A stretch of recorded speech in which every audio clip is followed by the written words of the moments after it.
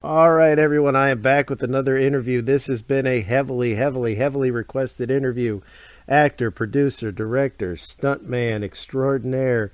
He's worked with everyone. He's done everything from movies to television. I am here with Bobby Six Killer, aka Branscombe Richmond.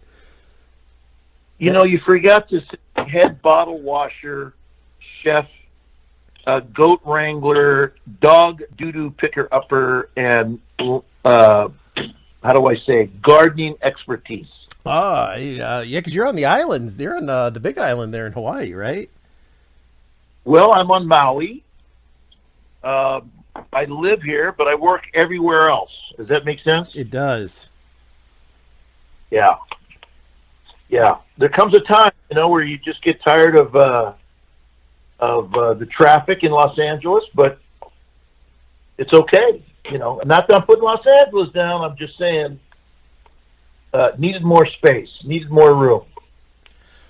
And by work, I mean you've worked. Now, you do a lot of stunt work as well as a lot of acting. Your father was a stuntman, correct? Well, let me back up. So I had a failed baseball career. I'll even back up farther. Born in Los Angeles, California, raised in Encino, California. One of the few people of color, and then the Jacksons moved in, Michael Jackson's family. Mm-hmm. Now, they lived on the rich side of town, and I lived on the poor side of town, but when someone says, "Oh, there's no poor side of town," well, I guess nobody really knows what goes on inside the house. Is that the best way to kind of put it? Yeah, that makes sense. And you kind of want to hide your reality from your friends because all they'll do is tease you. And my parents got a divorce when I was at a young age, and my dad and I, he raised me, and we were living in a car there for a while, and none of my classmates really knew that.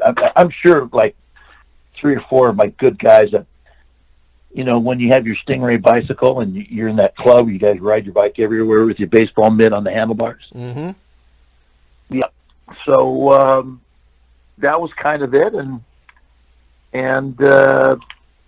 had a failed baseball career, and I got a job checking IDs in a nightclub, and I was underage. I don't want to get arrested for that now. Statute of limitations But I is need. long past. Oh, good. And my dad had cancer. So when I was in high school, and a great family friend, Mr. and Mrs. Cardelio. Mark Cardelio was a baseball player on my team. We're great friends today. And he said, if anything happens to you, you can always come and live here. So I said, cool. And then went after a baseball career and didn't go very far. 7 months, I was playing in the American League, and then all of a sudden they said, hey, you're a good hitter, you're a good fielder, you're a great batter, but you're slow. You're slow, Richmond. So went back to L.A., and my dad was sick, and he's trying to figure out how to pay the rent. And the rent in Encino at that time, $65. And, when you start thinking $65, man, what was minimum wage? $2.50, $2.75, $3, something like that? Something like that. Yeah, something like that. And so, you roll with the punches. Got my fake ID, sort of chicken IDs at a nightclub. And here I am, 19, gotta make some money, coming home late, and my dad says, what do you do all night out there? Just checking IDs, going to lunch with the boy, going to breakfast with the boys, Dad. And that's when you discover girls. Mm-hmm. And he says, you're going to go work extra in the business. So as a kid, I worked in the industry, but by the time I was 12, I was kind of tall. And they weren't buying Branscombe for kids anymore, if you know what I mean. Mm-hmm. So as a kid, I did, Adventures in Paradise, Devil at 4 o'clock, Meeting on the Bounty, The Ugly American. There were more, but don't remember what they all were. I did a John Wayne movie. What the hell was that? I'm trying to think of it. I'll remember it later on. Oh, Dawn of the Tree. Oh yeah. You were the boy in the pageant. Yeah, one of the boys singing Christmas songs. Anyway, to make a long story short, then I started working extra, and I should have paid more attention, right? Because that's really to all the kids or anybody that's learning out there that want to be anything about anybody. If you pay more attention, you're going to benefit a lot better. And I was just so excited to be there, and I just was, there's a grip and there's an electrician. What do they do? There's a makeup person. There's craft service. And, when you're working movies as a kid, you don't really pay attention.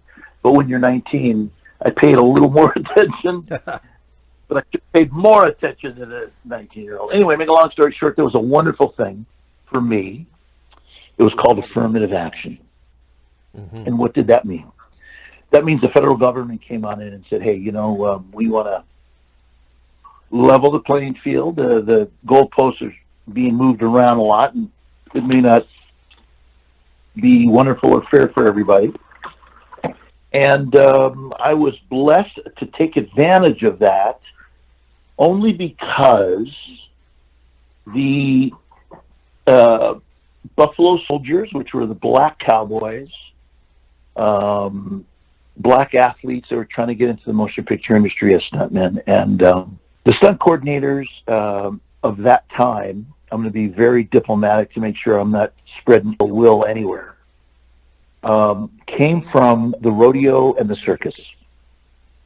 And on mainland USA, there wasn't very much people of color that came from the rodeo or the circus.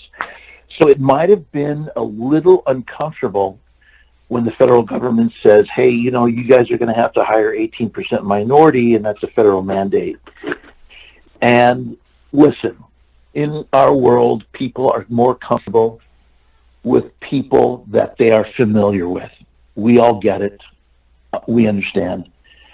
And sometimes when you're forced for a change, it becomes weird, uncomfortable, undiplomatic, and you don't want to create havoc, somewhat like what we have today. Mm-hmm. So myself, a wonderful stunt guy named Tommy Rosales, and a wonderful stunt lady named Donna Garrett, we were able, back in those days, to fill a quota.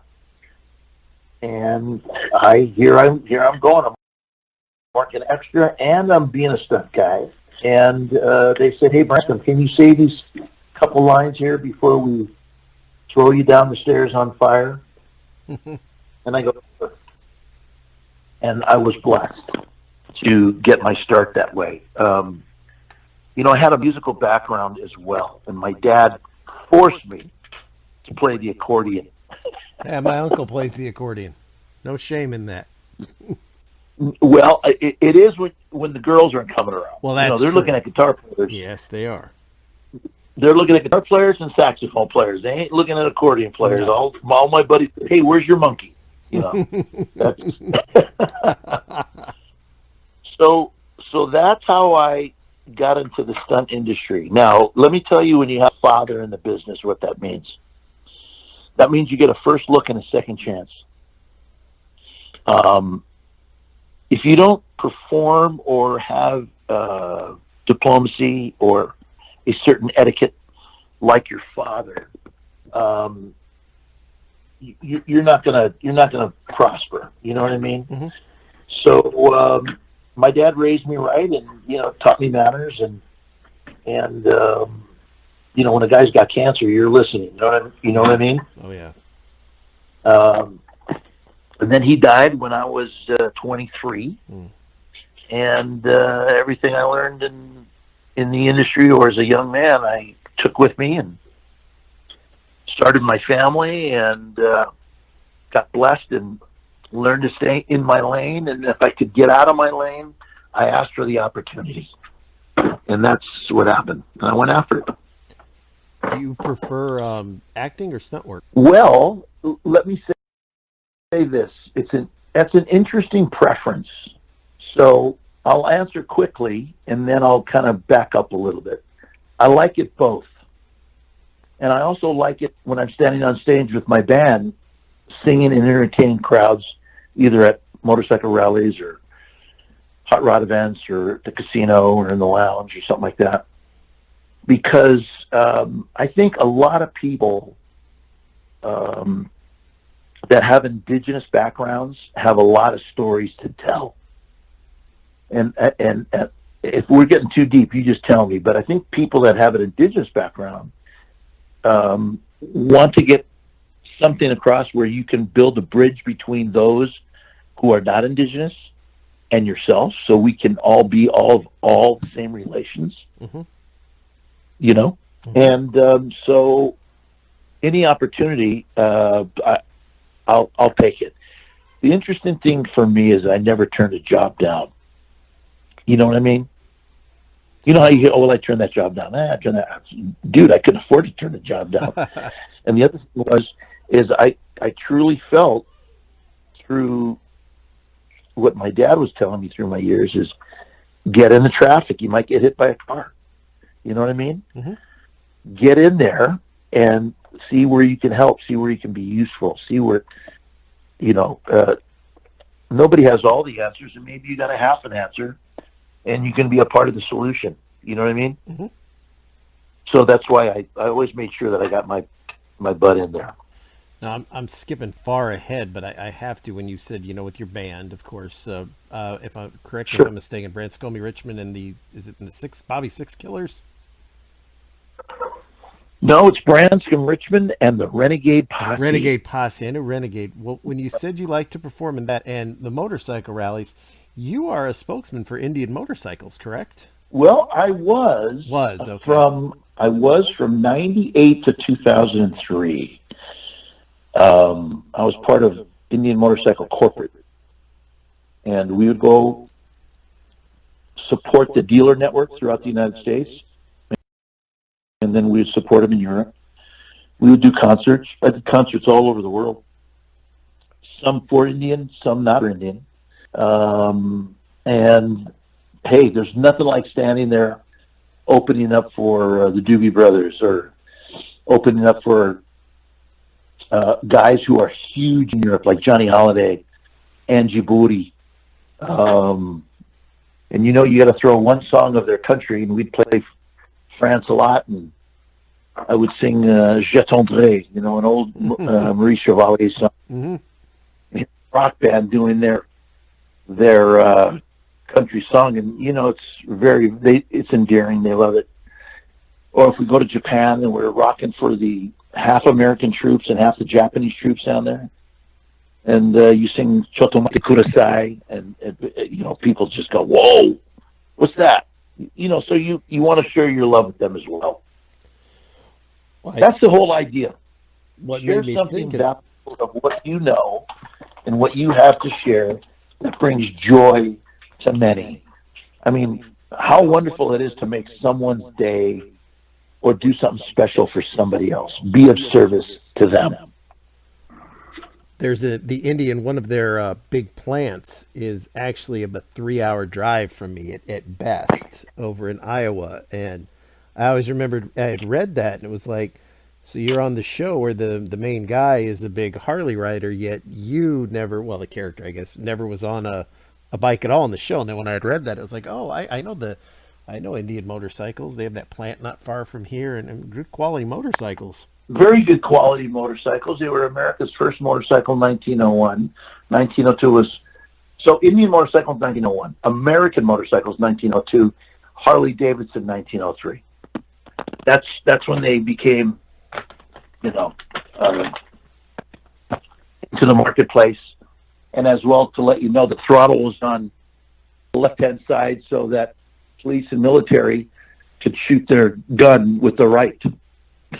Did you know that? No, that I did not.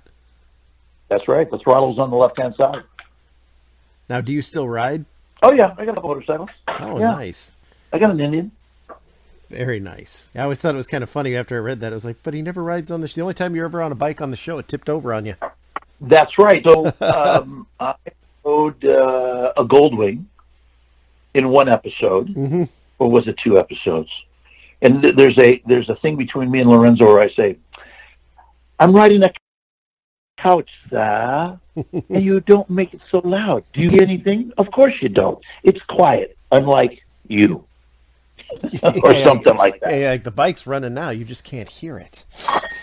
There you go. There Now, you go. when you were getting started there doing a lot of TV work, I saw that you were on an episode of Falcon Crest. Is that where you met Lorenzo for the first time? Yeah, so I met Lorenzo. I came in for a wonderful stuntman named Wally Crowder, who had me cover his show. He was a stunt editor. And I was the substitute stunt coordinator for the day for Wally. And had to choreograph a fight with Lorenzo, who I was doing the fight with. And that's why I was able to cover the set. And that's where we met. And, you know, he was a big star. He was a big star on Falcon's Crest, man. So we spent some minutes of quality, and then after that, never saw him until I got the job on Renegade. Now, and I had asked you this the first time we talked. One of my favorite Native American actors was always the great, and I'll butcher it when I do it, Sonny Landham, because I can't do his voice very good. And I had asked you if you ever doubled for him, and you did on The Fall Guy, you said. Well, I'll tell you something. Sonny Landham was one of those great character guys of all time in our industry, much like Bob Tessier. I don't know if you knew a guy named Bob Tessier, but Bob Tessier was a part Native guy. He was also in that Burt Reynolds movie about football where he played the bad guy that was hiding in the jail cell. Oh, yeah, The Longest Yard. Yeah, good movie. He was the bald-headed guy. That was Bob Tessier. Okay. And, he started as a stuntman as well. Another great guy. So, Sonny Landham, a Kentucky boy, a great tough guy, on and off the camera. And when you talk about whiskey, you're talking about Kentucky bourbon. Best And kind. that's what Sonny. That's Sonny. He's a Kentucky boy drinking Kentucky bourbon. And I liked Sonny a lot. We had a genuine relationship. Fortunately, he's no longer with us. Died back home in Kentucky, went back home in Kentucky. But his work speaks for itself. Great actor. I'll tell you what Sonny always loved. He says, "Branscombe, you even run like me." I turned around and I looked at him and I said, "What?" Because Sonny couldn't run, right? I've never seen Sonny run. No, he just walks very slow. Oh. Yeah, very slow. And I go, "I run just like you said." He goes, "Oh, yeah, when I could run, I ran like that." Sonny Landham, God bless that guy. I always thought it was funny because, he was in Predator, and of course, Arnold was in Predator. He becomes the governor. Jesse Ventura's in Predator, becomes the governor. Sonny Landham had he made a run for governor that didn't really work out too well, but old poor Carl Weathers, he hasn't gotten into politics yet, but being in that movie, I think, gives you a good shot. You know what? Carl had a ranch. Carl and I are really good friends even today. We'll talk on the phone, and he came to my house for Christmas one year, and Carl said, being a rancher is like being a politician anyway. And he goes, "I lost my ranch, that's all I got to tell you." And I said, "Well, good try, buddy, good try." And Carl was a football player, so he thought maybe if you could just run through everything and knock everything that was out of your way. But there's a certain diplomacy, and Carl's a very good diplomat. So, politics is tough. That's all I got to say. No, Carl was great. You asked him why he was looking for Papa Doc in Action Jackson, a movie that should have had 16 sequels by now. Isn't that true?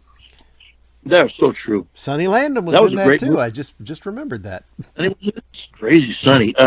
So in the first place, let me say this: Action Jackson was a movie first of its kind during that era. I'll say that. You're so right. And Vanity was a wonderful little gal in that movie. Mm-hmm. And we had Miguel Nunez was in there. I mean, we had some great actors in there. Mr. Bob Miner, stunt actor. James Liu. And there's even talk today to redo Action Jackson. Do you know that? They should. It was amazing. They should. You just never know. But now let me ask you something. Wasn't that a Fox feature? Is that made by Fox? Fox or Universal, one of those two. Well, if it was made by Fox, now Disney owns it. Oh, no, Warner Brothers. It is Warner Brothers because I just got the Warner Brother Archive Blu-ray. It is a Warner Brothers release. Okay. Well, let's hope they bring it back. One day I'll interview Carl and I'll tell him we'll get a petition going. That was directed by Craig Baxley. Great director. Great director, stuntman. And not only that, we used to work for him a lot on A-Team. He was a stunt coordinator on A-Team. Great show. So it's interesting when you've got a stunt background and you've got a great eye for where to put the camera and how to write action sequences and do the necessities to get the action going. And thank you, Craig Baxley, for a great job. Off of that, I've gotten a lot of work off of that job, so I'm grateful. You actually were in an episode of my favorite television show when I was a little kid, and that I bet no one asks you about, and that is the Gone Way Too Soon Sledgehammer. Oh my gosh. Do you have any recollection of what was one of the greatest shows of all time? I know you were on one episode of it. Well, yeah, so let me say something. I had starred in an ABC movie of the week called 3 on a Date. The producer was Danny Thomas. The director was Bill Bixby. Mm-hmm. And we big stars on there. We had who was it's about the dating game contestants, couples going on their date, and they're all going to Hawaii. So here's the dating game contestants. I'm going to get the Sledgehammer, but this is a great passage to that. Okay. Here you had Ray Bolger, June Allison. Okay, so Ray Bolger was in Wizard of Oz, and June Allison was in a great movie called Little Women. Mm-hmm. Patrick Wayne's son, and Didi Khan. And Didi Khan was in a great movie, Grease and You Light Up My Life and all that kind of stuff, right? John Biner, and a young actress making her big debut, Lonnie Anderson. Wow. She was brunette. She did her hair blonde, and she played the date to John Biner. And then the last one was Rick Nelson and Meredith McRae. Those were the dating game contestants, and I'm the guy when they come to Hawaii that I've got trouble. I got an axe to pick with the mainlanders. You know what I mean? Mm-hmm. And then I fall in love with their chaperone, and her name was Forbesy Russ, out of New York. Great actress. But it was directed by Bill Bixby, and when I showed up on Sledgehammer, the director was Bill Bixby. And I walked up to Bill. I said, "Hey, Bill, how's it going, man?" He goes, "It's going great. Good to see you after so many years." He goes, "When they said that you were going to play one of the bad guys on here, I said, I love that guy. Let's get him on there." So it was nice. You make relationships, and you make sure that you don't screw anybody, and you make sure you're nice all the time. And, the guy when you're going up the ladder, someone's going down the ladder. Mm-hmm. And you're going down the ladder, some guy's going up the ladder. Mm-hmm. So you got to be careful. Always treat everybody with kindness.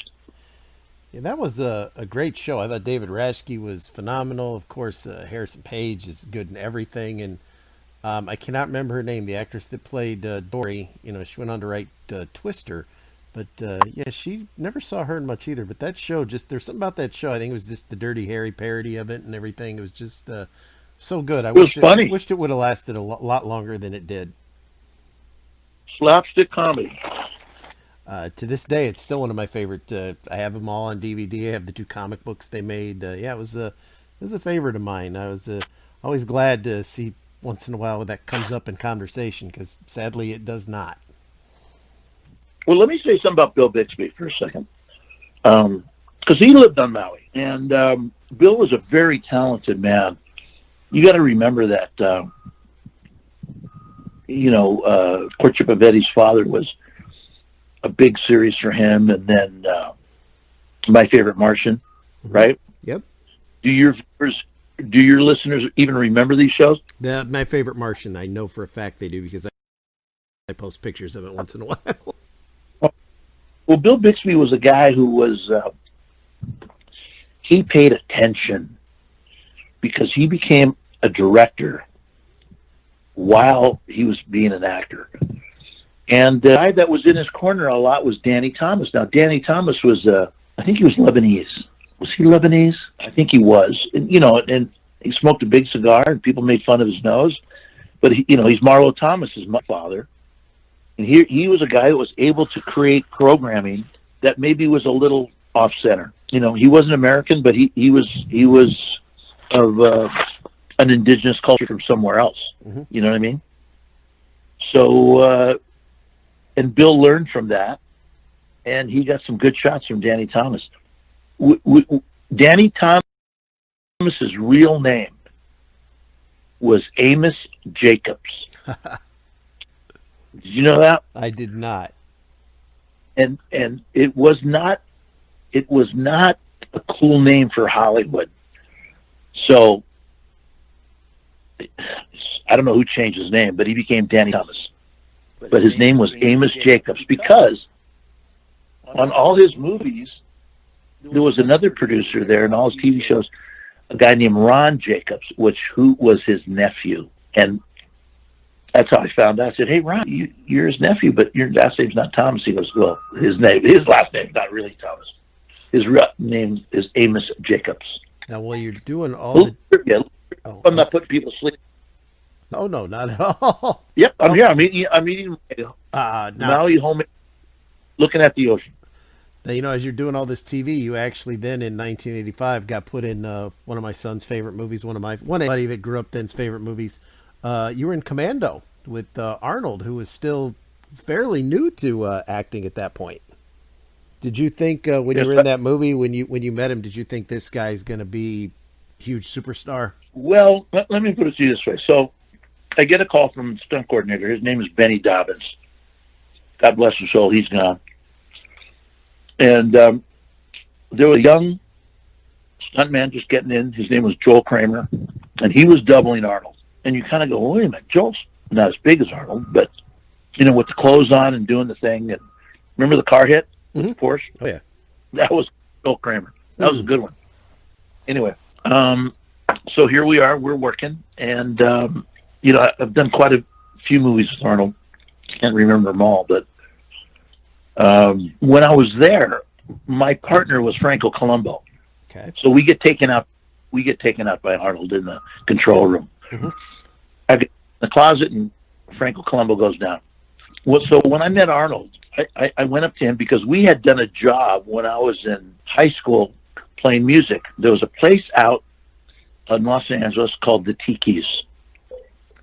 And it was a show on Friday night and Saturday night. It would hold about 2,000 people.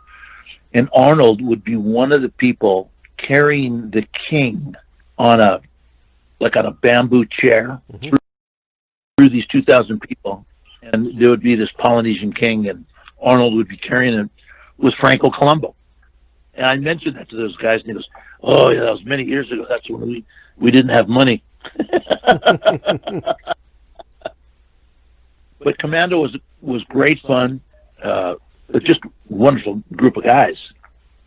Alyssa Milano, holy smokes, look where she ended up going. Oh, yeah. Good for her. And a great bad guy in there, Vernon Wells. Oh, he was good. Great bad guy. He wasn't the original pick. Oh, really? he replaced somebody. I'm not going to mention that person's name. Okay. But somebody else had that role, and they started the movie with him, and then he got replaced, and then they went with Vernon, who had Mad Max, right? Mm-hmm. And that was part of it. You know, you did. Vernon and I. Oh, go ahead. I'm sorry. No, I was just saying that Vernon and I are friends, so that's why I wanted to make sure that the history was told right. It's now, you know, the following year you were in my favorite movie of all time, another one that I should have seen part 26 of by now. You were in Cobra. You did the stunt work for that. God. Greatest. So you want to hear a funny story? Yes, I'd like to hear anything in the world about Cobra because I think it's the greatest film ever made, and I would love to see it filmed the way it was supposed to be with the original script. Terry Leonard, great stunt coordinator, says, "Hey man, you're going to come to work and you're going to be one of the bad guys. You're going to lay this motorcycle down." I said, "Okay." So I show up and all our stunt guys are there, and we have to establish us being part of the clan. And there's a stuntman there. His name's Jim Wilkie, great guy. He hurt his back, and he said, "Hey, have you talked to Leonard, Terry Leonard?" I said, "Well, yeah, all day." He goes, "No, but has he talked to you about something?" I go, "What?"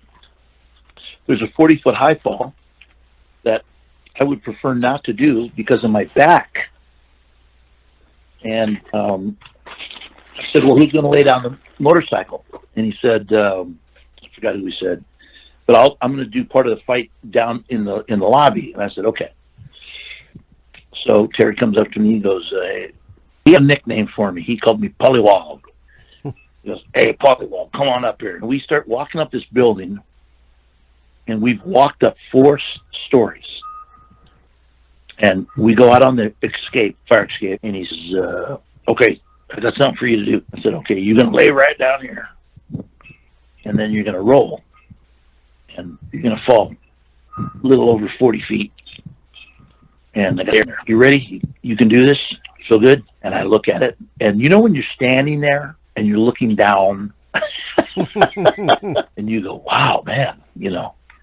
And this is, you know, I've done it day long at 20, 25, 30, but, you know, I'm standing up, so it's about 46 feet, and now I'm going to lie down, and that'll take me up to 40-something. I go, "Yeah, I'm ready." So I call my wife, and I said, "Hey, come down here to Venice. We're at Venice Beach." I said, "Come on down here. I'm going to do this high fall, and I want you to watch this." And, you know, I don't know why I did that. You do it because you want to be something for your family, I guess, you know? Mm-hmm. Oh, yeah. And so me and Stallone, we work out the fight, and I had done Rocky 3, I think, where I had to fight Clubber Lang, which was, which was Mr. T. Your old 18. Mr. T never, Mr. This was before 18. Wasn't it? Yeah, it was before 18. That was his first big one. Yeah. And Mr. T never heard cut. He didn't. He would keep fighting, and somebody had to kind of walk in and say, "Hey, get in between people." On every fight, he fought like 6 fights, and they were all the scenes for the how Clubber Lang went up. Mm-hmm. Anyway, to make a long story short, where was I? Help me. We're getting ready to talk about Stallone. Oh, so we work out the fight. I come through that door and the glass, and here we go to the fight. And, you know, I'm going to say something about Stallone. Stallone's a little tough guy. I don't mean to say little tough guy. I'm not going to say that. I'm going to say he is a tough guy. Tough guy. Yeah, well, you know, I'm not going to say too short, but what's really good is the hero always has to fight guys taller than him. Yes. Then he becomes a hero. If a guy fights a guy smaller or equal to him, he doesn't look like a hero. And that's always kind of a code of ethics in Hollywood. And that's why I work a lot for Chuck Norris. Mm-hmm. And, you know, Chuck and I would do some great fights. You know, it's like a dance. It's like a dance every time, you know. And Stallone and I did the thing. I do the high fall, and I do it twice. And you know when you land in the bag, and then you're at the bottom, and Terry walks over, and all the guys are clapping, right? Makes you feel good. And he walks over, and he goes, "Look where you landed." He goes, "You're not in the middle of the bag." And I said, "Oh, what happened?" He goes, "You pushed yourself off where you're supposed to, just fall. Don't push yourself off. Just lean and say goodbye." And I said, "Okay." He goes, "You got another one in you?" I go, "Yep, let's do it." And I learned real easy, just roll with it. So it's kind of cool. So that was Stallone, and that's when we got to meet Brigitte Nelson. So that's always a treat, huh? So beautiful. I always thought at the end, though, when she gets on the back of the bike with him, it looked like a mother getting on the back of a bicycle with her small son, because she was like so tall. Yeah. So gorgeous, though. She was known as the Great Dane. Oh, she was.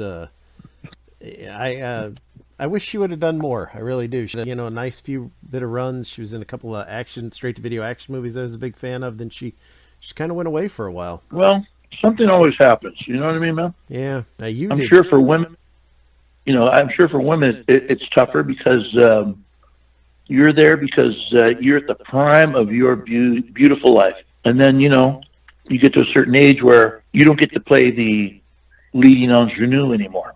Mm-hmm. And you got to graduate to something else. But my hat's off to Brigitte Nelson. She went after what she wanted. She got what she wanted. She did pretty good. Very good. She's still people still know her today. She's kept herself relevant. Yeah, I think she just had a baby 2-3 years ago. Yeah, and she did some of those reality shows and everything. So yeah, I mean, when the next generation knows you, I mean that's pretty impressive. That's totally the answer right there. You did stunt work for one of the movies that's considered to have, it's a great movie, considered to have the greatest fight scene in movie history by many. They Live, John Carpenter, Roddy Piper. Were you involved in that big, long 10-minute alley fight? Did you have to do any work for that particular scene? Are you talking about them? Yeah, when they had their what big movie? They Live with Roddy Piper, where he had the sunglasses. Oh. It's considered one of the greatest fights ever. Did you have anything to do with that? No, I did. I played was I a cop in there? I don't know if I know you're listed for stunt work in it. I didn't know if you did any of the crazy falls that they had in that fight. No, I'll tell you a great story about Roddy Piper, though. He was my childhood hero, might I add. Oh, well, I'm going to tell you something really interesting about Roddy Piper. So we did a TV pilot. Jimmy Smits, myself, Roddy Piper, Lyle Alzado. Wow. A guy that starred in those movies, The Hills Have Eyes. Oh, Michael Berryman. Yeah. Yeah. Berryman. Hold on. I'm counting all these guys. And Sam Jones played the highwayman. Fantastic human being in every sense of the word there. So, and it was Roddy Piper. And we were a motorcycle group, Mm-hmm. And Lalo Alzado's arms were as big as my calves, as big as my thighs. And Jimmy Smith was a nice, cool, leader of us bad guys. Michael Berryman was really interesting. Michael Berryman's kidneys were in his skull. Did you know that? No, I never heard that. That's creepy. Yeah, that's why his head is kind of like that. He also was an animal trainer, so he raised wolves. I don't know if you knew that. I know him from just a handful of horror films. Yeah, it's Michael Berryman. Good guy. But Roddy Piper was a gentleman, and he was soft. And his wrestling prowess was terrific, but that was his act. You know what I mean? Mm-hmm. That was... being that, that was his act. But Roddy Piper couldn't read, and none of us knew that. So if they changed the script on the set the day of the scene, he went to Lyle Alzado. He said, "Hey, I can't read. Is there something different for us?" So then as a group, we all came together to help and support Roddy because he wanted to be really good. Mm-hmm. He wanted to do these scenes really well. And at night, when his wife was home, his wife would run the lines with him. So, when people say, those guys are stupid because they can't read, and they said, boy, I'll tell you what, don't let anything pencil block. Yeah. That's all it is. And I think, wasn't he born in Canada? Yes, he was. He, yeah, he was born in Canada. So, and I think the story goes, and I'm not sure that his family didn't have any money, and he had a hard time going to school, and he had to work to raise money for the family. Mm-hmm. So we were all there trying to help him learn how to read, or help him with not learn how to read, know when he was saying his words, when the words was being said, and how and when it was going to be said. And that was Roddy Piper. I mean, that was a cult classic, which Great. rightfully so. And he was, he was like really. I was glad I met him when I was like 10 or 11, and he was a bad guy at the time, but he was still very cordial. He took the time to sign my little program and everything, and he was. I wanted to get a kilt and everything, be just like him when I was a little kid. Oh, what a hero! What a hero! God bless his soul too. Now, I have to ask this. In 1990, I slicked my hair back in a ponytail. I already knew martial arts because I had to be like Steven Seagal, hard to kill. You were one of the dirty cops that went after him. Now, I have interviewed over 15 people that have had nothing but bad things to say about him. You actually were friends with Steven Seagal and got along fine with him, correct? Well, we were not friends before Hard to Kill. So hold on. Let me back up. There's a great stunt coordinator, second unit director. So there is still a great stunt coordinator by the name of Mickey Gilbert, who doubled Robert Redford. In fact, he jumped off. You remember the big jump with Paul Newman and Robert Redford, right? Yeah, the Butch Cassidy. Butch Cassidy. That's Mickey Gilbert. Mickey Gilbert's an accomplished horseman, a motorcyclist, and fight guy. Just been around a long time. Great man. He used to hire me a lot on Fall Guy because he was doubling. He wasn't doubling Lee Majors, but his son was, and he ran the show. He did all the stunts on the show, and it was absolutely great. So he says, "Hey, Branscombe, send me your stunt actors tape." And I said, "Okay." So did I have a stunt actors tape? No. So I put one together, and I sent it off to him. And I didn't get anything off of it. He goes, they went another way. That's a great line of saying they didn't pick you. Mm-hmm. They went another way. And then I would say a year later, I get this call from my agent who says, "Hey, you got an interview. You're going to go down and to Warner Brothers, and you're going to read for this thing called 7-Year Storm." And I go, "Oh, okay. Great." So I go down there, and the casting director looks at me. She's all pissed off, and she goes, "Where have you been? We have been trying to get you for 3 months." And she says it kind of loud, out of an earshot of the room next door with the doors open. And I go, "I haven't been, I'm here. I've been here the whole time." Right? She goes, "Well, just, you got to keep in touch with your agent. We've been trying to get in touch with you. We don't know this and that and da-da-da. And we couldn't find you, and we finally found you, and this and that and da-da-da." What's very interesting is why she did that is she had actors in mind that she wanted to bring in, and I wasn't on that list. Mm.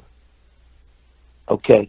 I can't even remember the casting director, but, and that's what happened. So for everybody who's listening out there, a casting director, their job is to bring the best talent to a film, and fresh talent and new talent and old talent, things that would people go, "Oh, I like that guy," or maybe, "Who's that guy?" or "Who's that girl?" Right? Something that's new, unique, different. But I wasn't on her list. Just like I wasn't on the list for The Fish That Saved Her. That's a whole story on its own. But to make a long story short, she was talking to me like that because she wanted somebody in the next room to hear that. okay? And I think she was taking her butt. So I go in the other waiting room, and I see every actor that has a character, and they're all recognizable guys. And I'm kind of, I'm not really recognizable. I mean, people remember me, but I'm not as big as these other guys. So all of a sudden, it's my turn. And I walk in the room, and there's that guy from Above the Law, right? I didn't really know his name. And it's Steven Seagal. And I went, in my mind, it's Steven Seagal. Mm-hmm. And there, sitting behind a desk, is a guy named Bruce Malmus. And Bruce is the director of Hard to Kill. He's wearing one of those things you put around your neck and you kind of tie it, but it's like a bolo tie? He's wearing like a scarf. Oh, an ascot? Like an ascot. Okay. And then he had a straw hat on. And I'm walking in, and he wasn't smiling, he wasn't frowning, he was just kind of looking at me. And Steven said, "How you doing?" I go, "Great. How you doing, man?" And he just kind of looked at me like, "Oh, this guy's going to talk to me, right?" Mm-hmm. He goes, "I'm doing good. So, you ready to read this guy?" I go, "Yeah, I am." And so I read this guy. And he goes, Bruce Malmus, "Hey, give me the part of the other cop." So takes that part, and he says, "Here, read this." He goes, "You want me to go back outside?" He goes, No, just do it right now." So I look at it and I read it. So I read it. And he looks at me, and just kind of looking at me. And then he says, "Read both parts together, back to back." And I do. And he looks at the director and he goes, "I'd like this guy to play the cop, and we'll take these two parts, we'll put it together, and then we do the fights." And Bruce Malmus just kind of nodded and says, "Yeah, okay." And he says to me, "What are you doing tomorrow?" I said, "Nothing. Where do you want me?" He goes, "Stage 8, Warner Brothers, right down the road here. I'm going to throw you around, and I'm going to give you the clothesline." I said, "Okay. Can you handle the clothesline?" I go, "There's always a first time." Right? I just said, "Sure, why not?" And then I go walk into my car after, and I guess I sat in my car, and I'm kind of thinking, wow, what am I going to do tomorrow? Should I wear a gi, not wear a gi, wear my street clothes? And I see him about a half hour later. I'm still sitting in my car thinking, and I see him walking to his car, right? Mm-hmm. Which was near the building we're at. And I got out. I said, "Hey, Steven." And I just said, "Hey, Steven." I didn't say Seagal, right? Mm-hmm. "Hey, Steven." He looked up at me. I said, "Street clothes or a gi?" And he goes, "Whatever you want." And then he called me over. He calls me over. He goes, "Hey, come here for a minute." He goes, "Where are you from?" He asks me. And I said, "Well, I'm from San Fernando Valley." He goes, No. "Where are your people from?" Like that. And I'm national, right? I've got Polynesian, French, English, Spanish, Aleut, Native American. And I tell him that. He goes, "Okay." He goes, "I knew you were part Bravo." He tells me like that, right? He goes, "I could tell by your nose." And I said, "Oh." And then he goes and tells me very quickly. He goes, "I lived in Japan, and I would always fly through Hawaii. I live in Japan, and lived above the dojo." And I said, "Oh, cool." He says, "Okay, man, see you tomorrow." And so I go to the soundstage, and there's all these people sitting in these chairs, and they're all executives, and we're on the soundstage. And he does these demonstrations for them. And he says, "This is what I'm going to do in scene 44, whatever. Do this." And he says, "Okay." He says, "This is Branscombe. On scene 11, he walks in, and we do this, and this is what I'm going to do to him."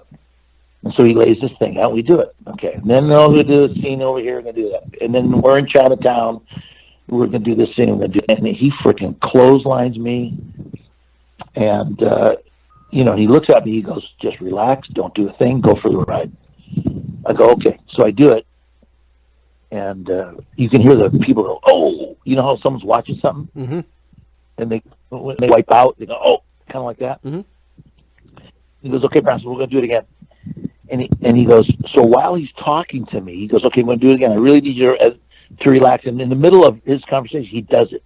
And I'm not holding back, right? I'm just, because you're not stern yet. Mm-hmm. Because on the first one, I was stern. On the second one, I wasn't stern. And he's fly, and here I go, boom. And when that was all over, he said, okay, go stand over there with all those other guys. Now, he had all his students over there. And he just whips the crap out of his students. Mm-hmm. And they really are there because he's going to do it in class. He's going to whip them, or he's going to whip them in a movie. When it was all over, he says, you got the job of seeing set. And he walked away. He went back to this group of guys. And then here I am, stunned again. And I go to my car, and then I go home, and I call my agent. I go, hey, this guy Steven Seagal said I got the job. And then all of a sudden I got the job, and negotiated the contract, and this and that, and there wasn't Hard to Kill. So he liked me because we had a little something in common. You know what I mean? Mm-hmm.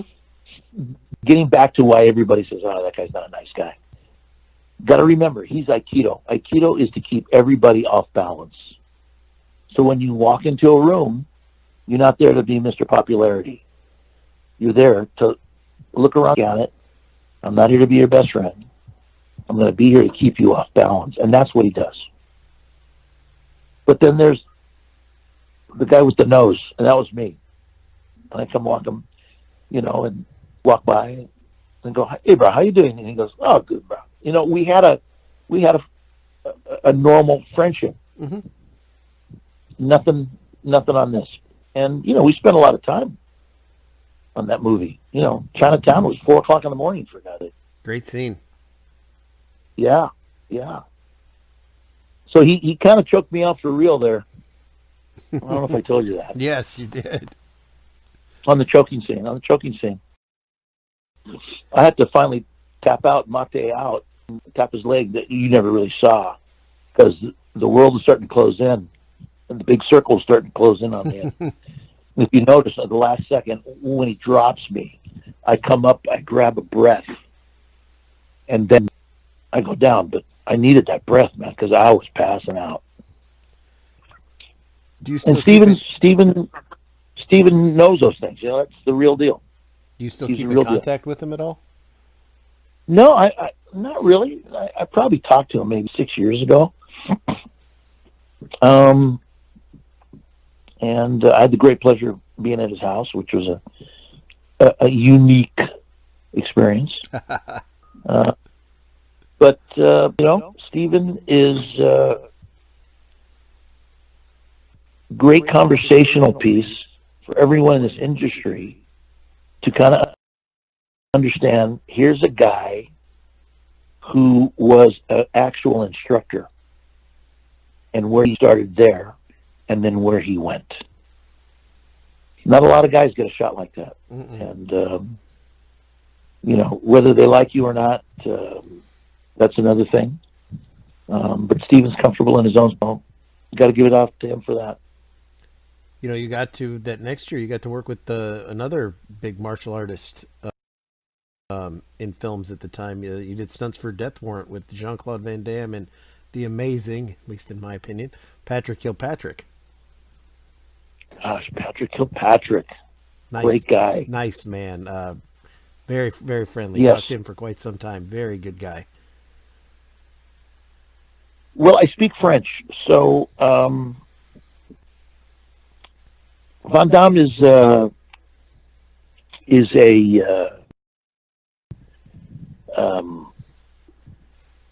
he protects himself. Do you know what I'm trying to say? Mm-hmm. Yeah. He's kind of protects himself from whatever. And I think I did 2 movies with him. I'm not exactly sure, but it doesn't really matter. But Jean-Claude was a gentleman, and when I spoke French to him, it threw him back. You always got to find a line of connection to somebody.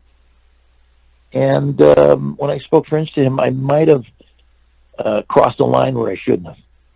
You know what I mean? He goes, yeah, you speak French, but I don't want to speak French with you. You know what I mean? Yeah, I understand. Yeah. So, yeah, Jean-Claude does the splits better than anybody I know. Yes, he does. And I about 3 days ago, I talked to James Liu, who told me how he got the ever living beat out of him, although not on purpose, by Jeff Speakman, who I thought was going to be a huge breakout star with another movie that you were in, with another one of these guys, with the Perfect Weapon. Right. Now, you didn't actually have to fight him in that, though, did you? I don't remember. Did we might have filmed a fight, but it may not have been printed.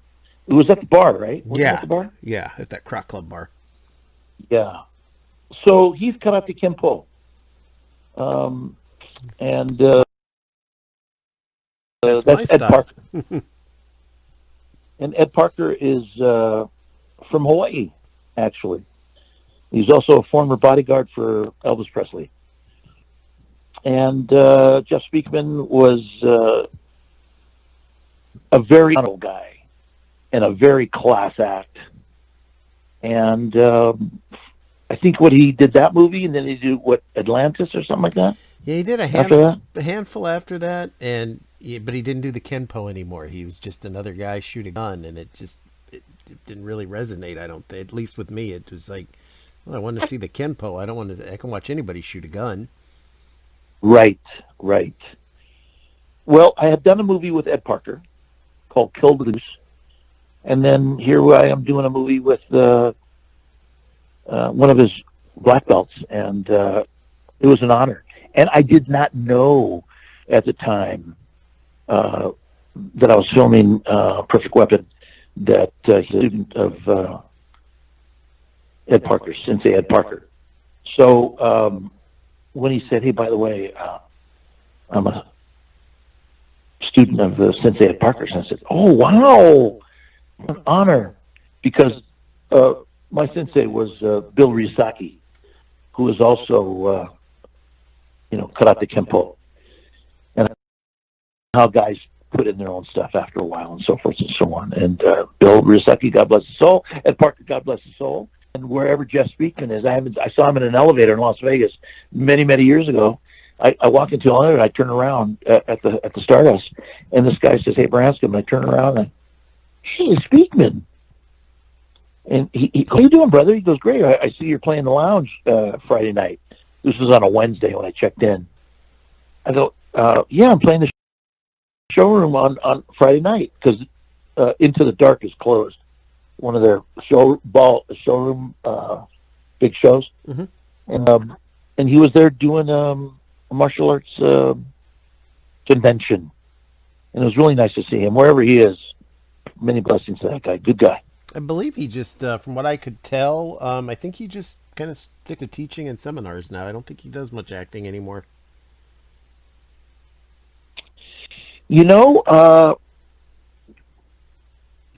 Jeff Speakman had all the stuff. Mm-hmm. Jeff Speakman had all the tools. But sometimes the scripts, I'm going to back up. Steven Seagal can play the angry face guy all the time, mm-hmm. right? And I don't mean that in a negative way. I mean, there's the Clint Eastwood face, I'm going to call it. Yeah. And then there's the smiling guy who just cleans the room. You know what I mean? Mm-hmm. So you don't have to play the tough face guy all the time. And I think what happened is, they wanted him to be that tough face guy again. And Speakman's got a great personality on his own. So they would have maybe just left him be him. There's some charm always needed. And sometimes someone's personality will break through, and then you're going, yeah, man, I like this guy. When I got the job on Hard to Kill, my wife and I we went to go see Above the Law because I go, oh yeah, that's that guy, right? I want to go see that guy. So I went to go see it, and I said, oh, okay.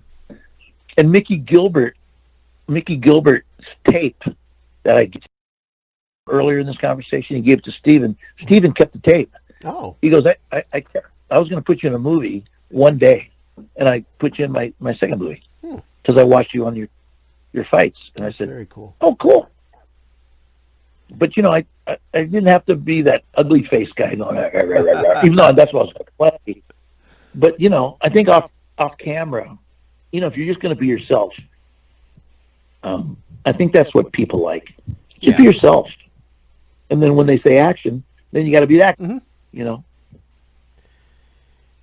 You were, I'm skipping ahead a little bit, but if we went in order, it'd be a long conversation.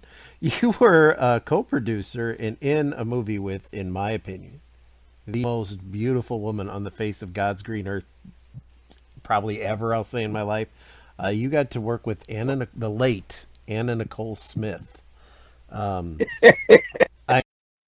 mean, how gorgeous was she in person? Well, listen, this is before the weight loss, so didn't matter. She to was me. a full hourglass. You know, she was a full-fledged hourglass. Mm-hmm. Our director was Joey Travolta, John's brother. Mm-hmm. And we had Michael Nuri. Is Michael Nuri in that movie? Yeah, I think Yes. Michael Nuri's in that movie, isn't he? Mm-hmm. Myself and a couple great other Italian actors. And Anna was just beginning to go through that problem about her inheritance. I forgot what year that was. What year? Like 95. 95? Yeah. So, wow, how many years ago was that? So that was 20, 25 years ago. Yeah. So, you know, the dude says, we want Anna Nicole Smith. So, okay, so you got Anna Nicole Smith. So what do you get when you get Anna Nicole Smith? You get a very clever woman. Anna Nicole is clever, but she has no malicious feelings or background or anything like that. I'm going to give you a funny little story if you guys got time for this. Of course. So we're all staying at a hotel in Las Vegas. We're filming in Las Vegas. And at night, all the stunt guys would end up going. She would go to the bar. And all these stunt guys want to play up to her. You know what I mean? And so I go there, and there's one of my stunt guys. I can't name any names. So one of our stunt guys is there. And they ask him, I think I can get next week's per diem now. I go, dude, I don't handle any of that. I don't know. He goes, you go to the office and you talk to the controller, and the controller will talk to the accountant. The accountant will decide whether you want to or not. I go, what's going on? He goes, Anna Nicole cleaned me out of my per diem. I said, what? He goes, yeah, you know, she's over there playing video poker, and, you know, all the guys want to take care of her and everything like that, and I know what they're after. Yeah. And so I, you know, all my per diem's gone. And I don't want to dip into my own money and this and that, blah, blah, blah. So, well, I don't know. Another stunt guy walks over and goes, hey, you were just talking to Johnny. Come on, Branscombe, you going to help us get us? Not you, too. He goes, yeah, I'm my per diem. Dang, how many guys lost their per diem? He goes, well, there's 8 of us, and probably half of us, you know, by lending her money. So what Anna Nicole Smith does is have fun with the guys, and now if I win the jackpot, I'm going to share it with y'all. That kind of thing. I'm making no reflection on what her personal thing was going on with her husband at the time. It does not reflect of what's going on. But when we're at the hotel filming this movie, Anna Nicole Smith was a very clever gal and a wonderful person. Maybe a little lost, you know. She wanted to be loved by people, and that's why she was in the bar with the stunt guys, and we're all having a good time. Everybody's having a good time. Mm-hmm. You know, I mean, no malicious whatsoever.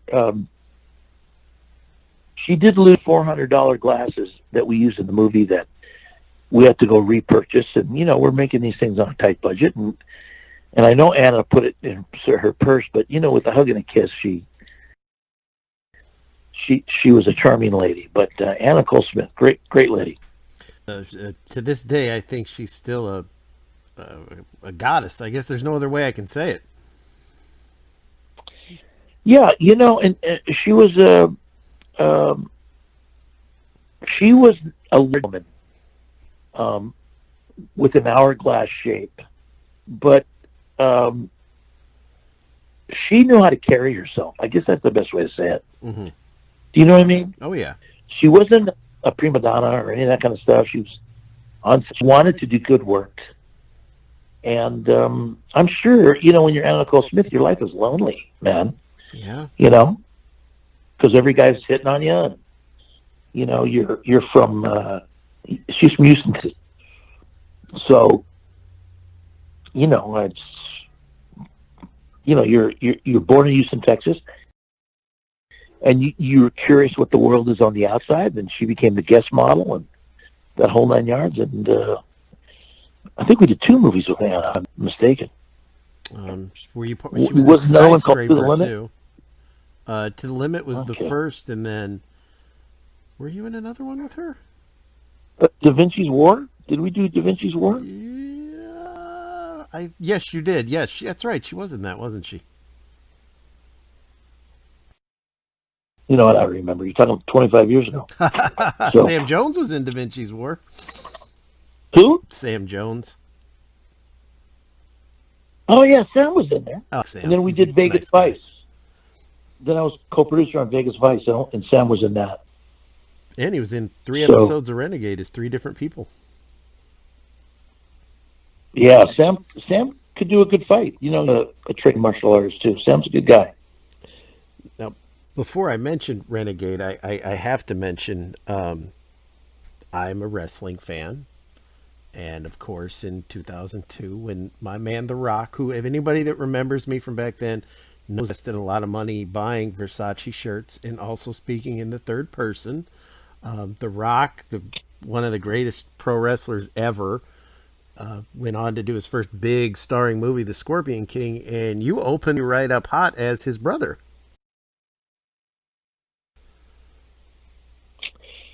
I did.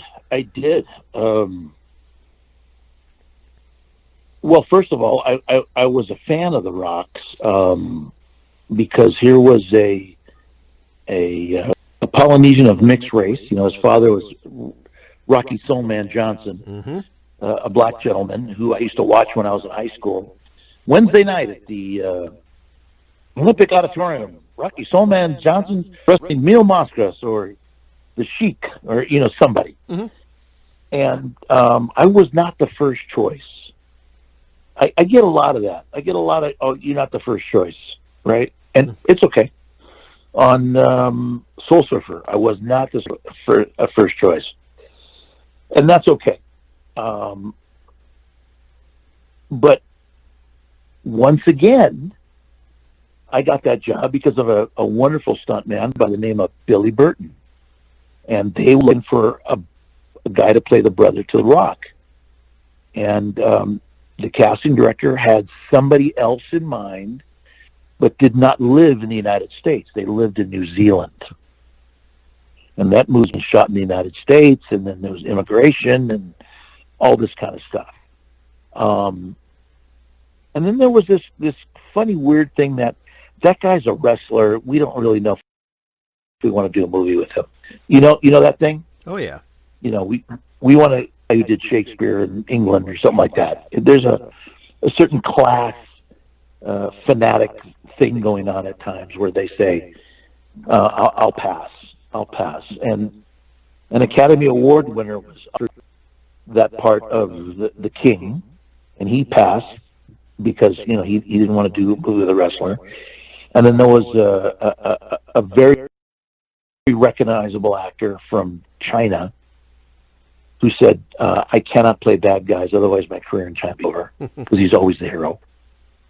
And, you know, And then they went with a great guy, Stephen Brand, who played the king. And here's how the scenario went. My phone rings, and it's the days when you've got cell phones, and they're not what we have today. And Billy Burton said, "Hey, where are you?" I said, "I'm Ventura Boulevard." He goes, "Get over here to Stage 12 at Universal Rail. Drive on past. I want you to meet this director named Chuck Russell." I said, "Okay." So I go on over, and I don't know what's going on. So I meet this director called Chuck Russell, and they're doing shots.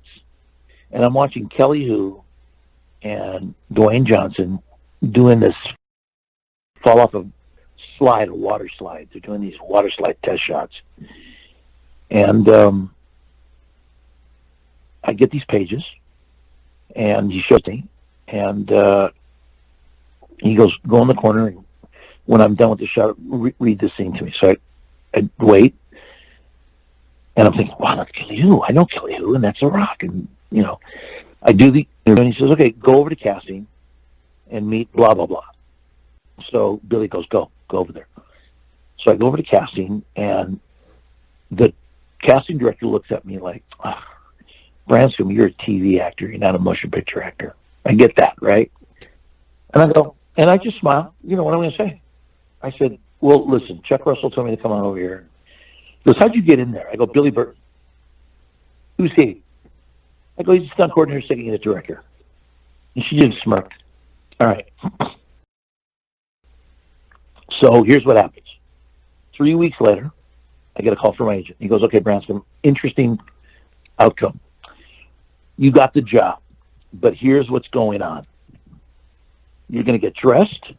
You'll be in your trailer. You're going to be playing the part. So will the other actor who they want is going to be in a trailer on another street. We're at Universal on a lot, and he'll be in the same thing. If his immigration does not clear by the time they need you actors on set, you got the job. If it clears, he's going to go do the part, but you're still paid to do the part. No residuals because you weren't photographed." I go, "Wow. Don't come out of your dressing room." So I show up to the day. I'm all ready to go. The assistant director says, "Branscombe, stay in your dressing room, and we'll call you when we need you." So I'm sitting there, and that's a weird feeling. When you're sitting there and you're all dressed, and you look at you're ready to go, and you do push-ups to make sure, you're a little tight, what do I call it? Mm-hmm. And then all of a sudden there's a knock on the door. And I open the door, and he goes, "You're wanted on set." So I go walking on set. And he goes, "Okay, Branscombe, so in this scene, really," and we do the scene, and I realize his immigration papers did not clear. You see what I mean? Mm-hmm. And here I am, man. I got the part. And that's how that whole thing happened. Just like that. Did you and the Rock become, because I know you've done, you were on Journey to Mysterious Island too, did you and him become pretty good friends? Well, I think professionally we had we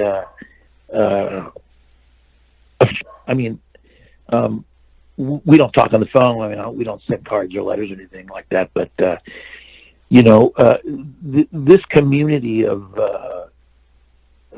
mixed Polynesians worldwide, and getting larger, actually, I should say. And we all kind of know what each other's doing, especially, when you're at this top of this game plateau, and there's a lot of great young talent coming, and it is our time. It is our time now. You know what I mean? Mm-hmm. And I think The Rock no longer has to play a cultural type of part. Scorpion King was, the Acadians and all this other kind of stuff. So any part that The Rock's playing right now is really the hero. That has nothing to do with his size, his strength, I'm sure, or his indigenousness. Has nothing to do with it.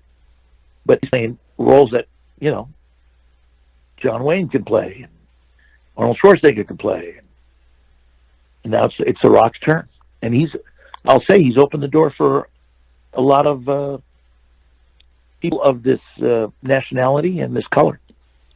So I'm grateful. Thank you.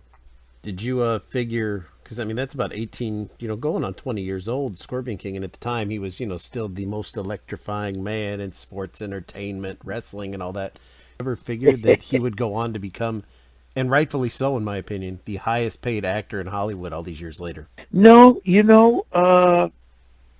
asked me once on set because he had known I'd been around. And he had said, "You got any advice for me?" I go, save your money. I always say that first, save your money. Mm-hmm. Enjoy the ride. And if you've got smart management, you'll make some good moves. It's simple, right? Mm-hmm. The gods are with you or the gods don't show up.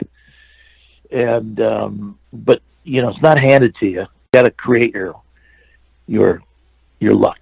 And I'll tell you what, The Rock's a hustler. And, he's got a great story. He's got a great story about his life.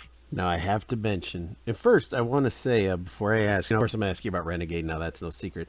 There is a fan on my Facebook page for my website. His name is Steven. I'm not going to give out his last name. Steven C, we'll call him.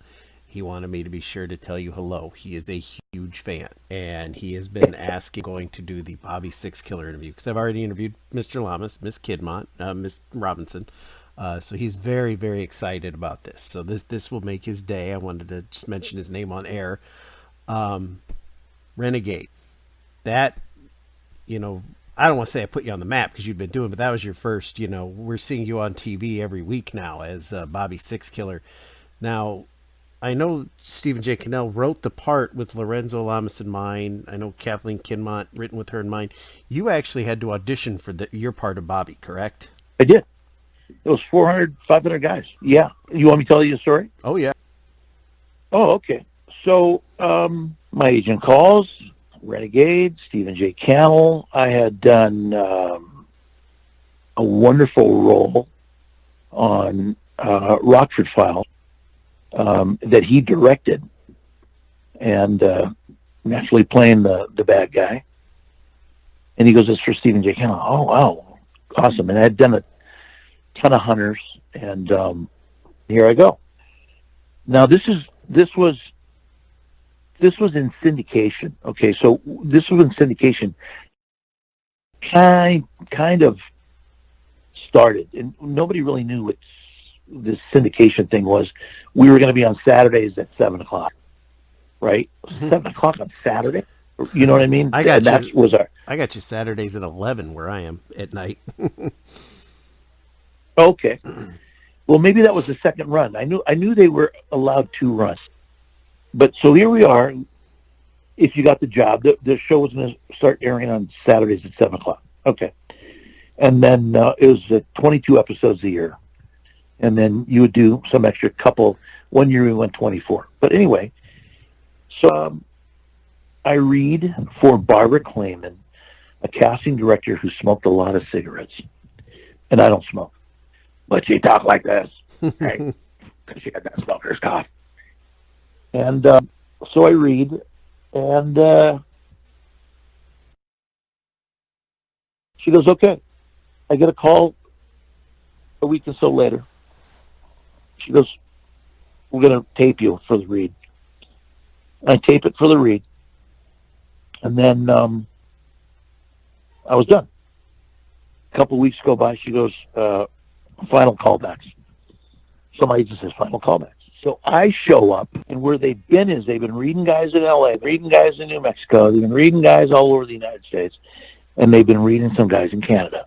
And in the room is Joseph Running Fox, Sonny Lanham, Eloy Phil Casales, 2 other wonderful native actors that their names escape me at this time. And I'm second to last. And in the reading room, Sonny and I are kind of laughing it up a little bit, right? Mm-hmm. and we're just reminiscing and talking about our experiences together. We're because we know each other, having fun. Joseph Running Fox. So I go in and I read, and when you walk into the room, you walk into Stephen J. Cannell's office. There's a ton of Emmys on the shelf behind his desk. There are all people in the back of the room in these chairs that you don't know who they are, but they're upper management. So remember, I think we were on CBS, I think, at 7 o'clock on Saturday. So there's executives, there's production executives, there's executives from his company. I'm sure his agent was in there, and there's him. And he's walking around like a director, looking through his hands like it's looking through a lens. And he goes, okay, nice to meet you. Let's do the scene. Where would you like to do it? I said, I'd like to do it behind your desk. Right? So I did it, and then at the end, I sit down on the chair and I put my feet on the desk. And he goes, oh, that was very interesting. Take your desk. Right? And it's the scene where I'm telling him, oh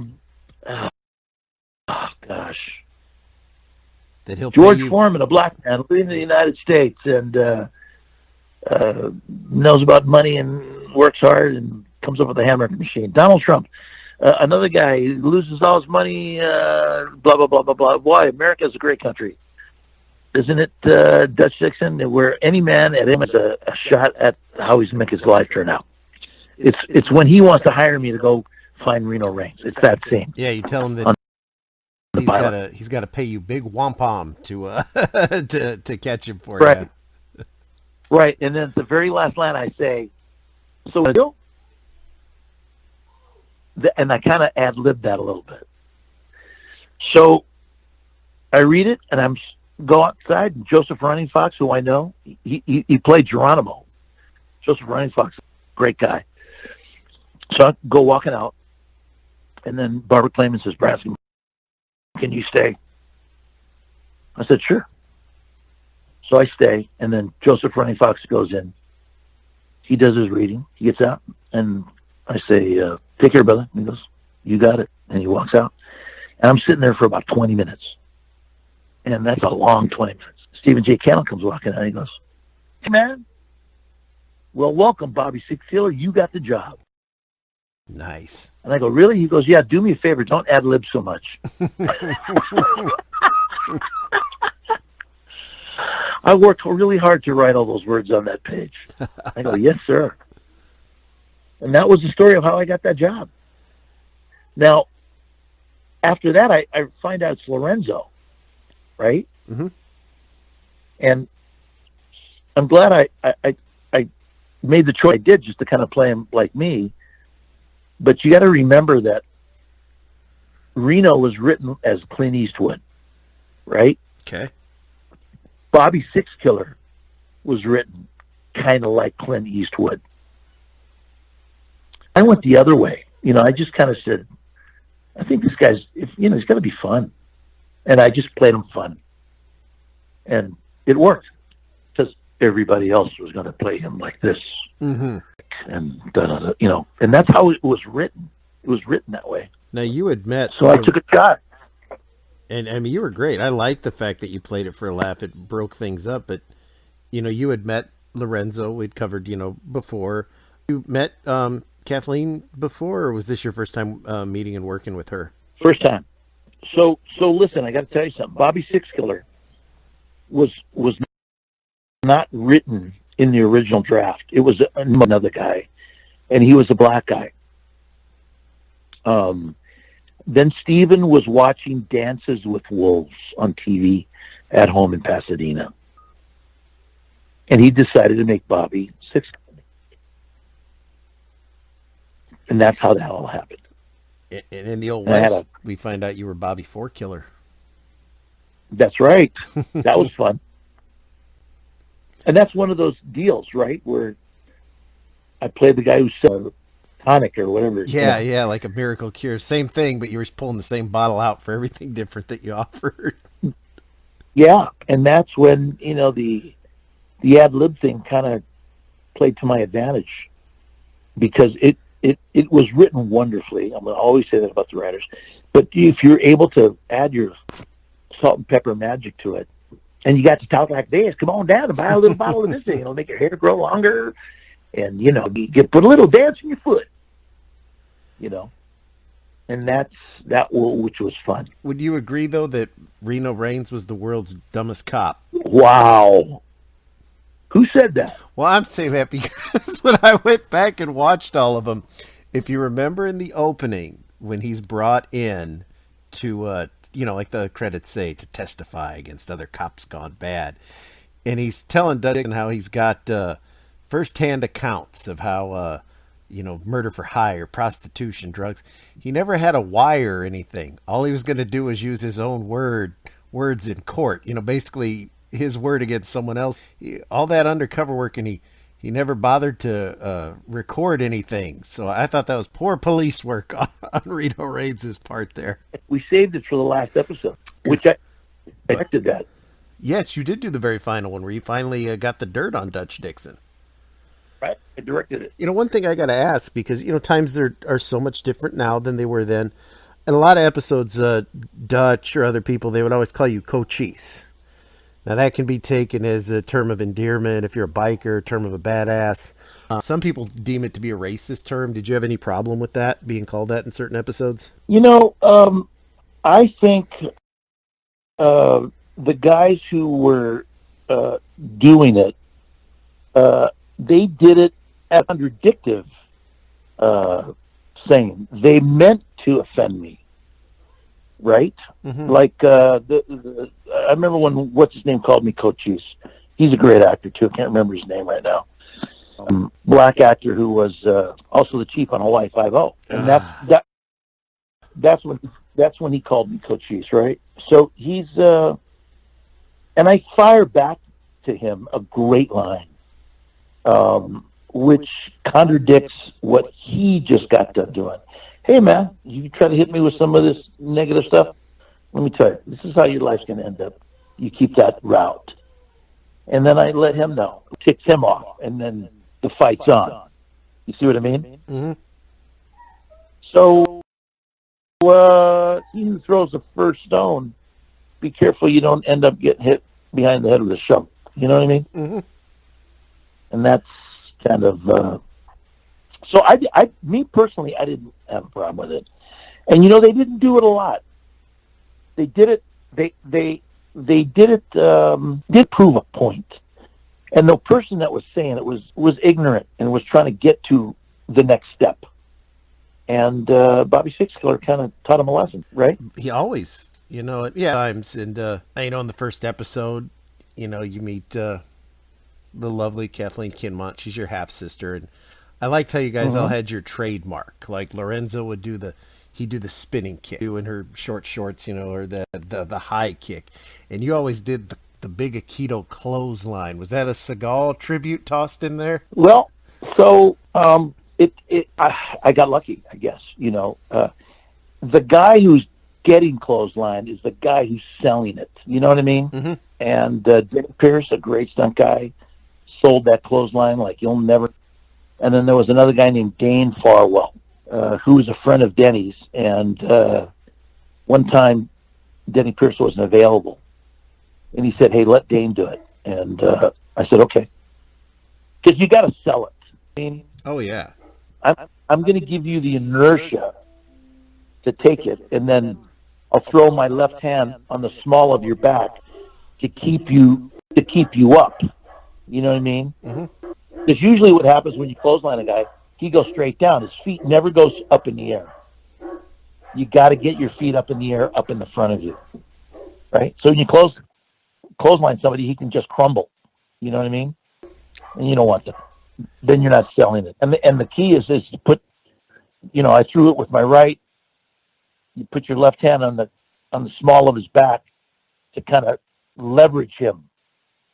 You know what I mean? So it's a pivot point, and then he'll go up. But the other one was the headbutt. Oh, a great move in real life. Yeah, it was the headbutt, and I'm selling it just as much as he's selling it. But on the clothesline, I got to kind of lay it in there a little bit. You know what I mean? Oh yeah. Yeah, you got to hit that guy a little bit, and he's got to naturally throw his leg. Naturally, got to hold him at the small of his back so that he can throw his legs up. So that was great. Yeah, man. I mean, I'll tell you what, Denny Pierce took some hard knockers, and I really appreciate him for that. Did you have any input on the on your character's look? Like Lorenzo had the because it was such a great combination. He had the biker look. Although some episodes he was an incredibly well dressed biker, but he still had the biker shirtless look, and you had more of the. Because I used to, when I would go out, I had a lot of, that was the style back then. The jackets, like you had the pink and the turquoise and the purple, and you had the jewelry, the dangling earrings and all. Was that like picked for you, or did you have some input character's outfit? When I went in for the interview, I got 2 holes on my right and 1 hole on my left. So I would wear, my native is anyway. You know what I mean? And if you look in all the movies I do, I always try to throw that in there a little bit. And, I had some beaded jewelry, and I always had a great bolo ties, and I always had, great chokers. And when I went on the interview, I wore that. Now, I like double-breasted jackets, just one of those things. And I had a double-breasted jacket. So, wore my black boots, my black jeans, and a colorful shirt, and wore my bolo tie. I mean, my choker and earrings, and I went looking like the part. And when I got the job, the costumer says they liked what you wore in the interview. What I'd like to bring is flashy jackets. I go, I like that too. And that was a girl by the name of Debbie, who is retired down in Mexico, and her job was, she used to be the costumer for the Staple Sisters. I mean, no, not the Staple Sisters. Oh, come on, help me now. Pointer Sisters? Pointer Sisters. The Pointer Sisters. All right. He was the costumer for the Pointer Sisters, and went on years on road with them. So that was it. That's how that happened. Do you still have any of those jackets? I think I got like 1 or 2. Yeah. If you ever want to sign one and sell one, I would definitely buy it from you to my memorabilia collection. Oh, you're kidding. I'm dead serious. I better find it. Yes, you have my number. I'm actually not saying this as a joke for the air. If you find one and want to sell it, let me know. You got it, buddy. I tried to get Lorenzo to sell me his Snake Eater T-shirt, but he wasn't going for that. So, now you got to drive the Hummer. You got to drive the Winnebago. Did you? What are the odds? You always read. Oh well. Like the Supernatural TV show, they get to keep one of the Impalas, and this guy got to keep this. You probably didn't get to keep the Hummer, did you? Oh no.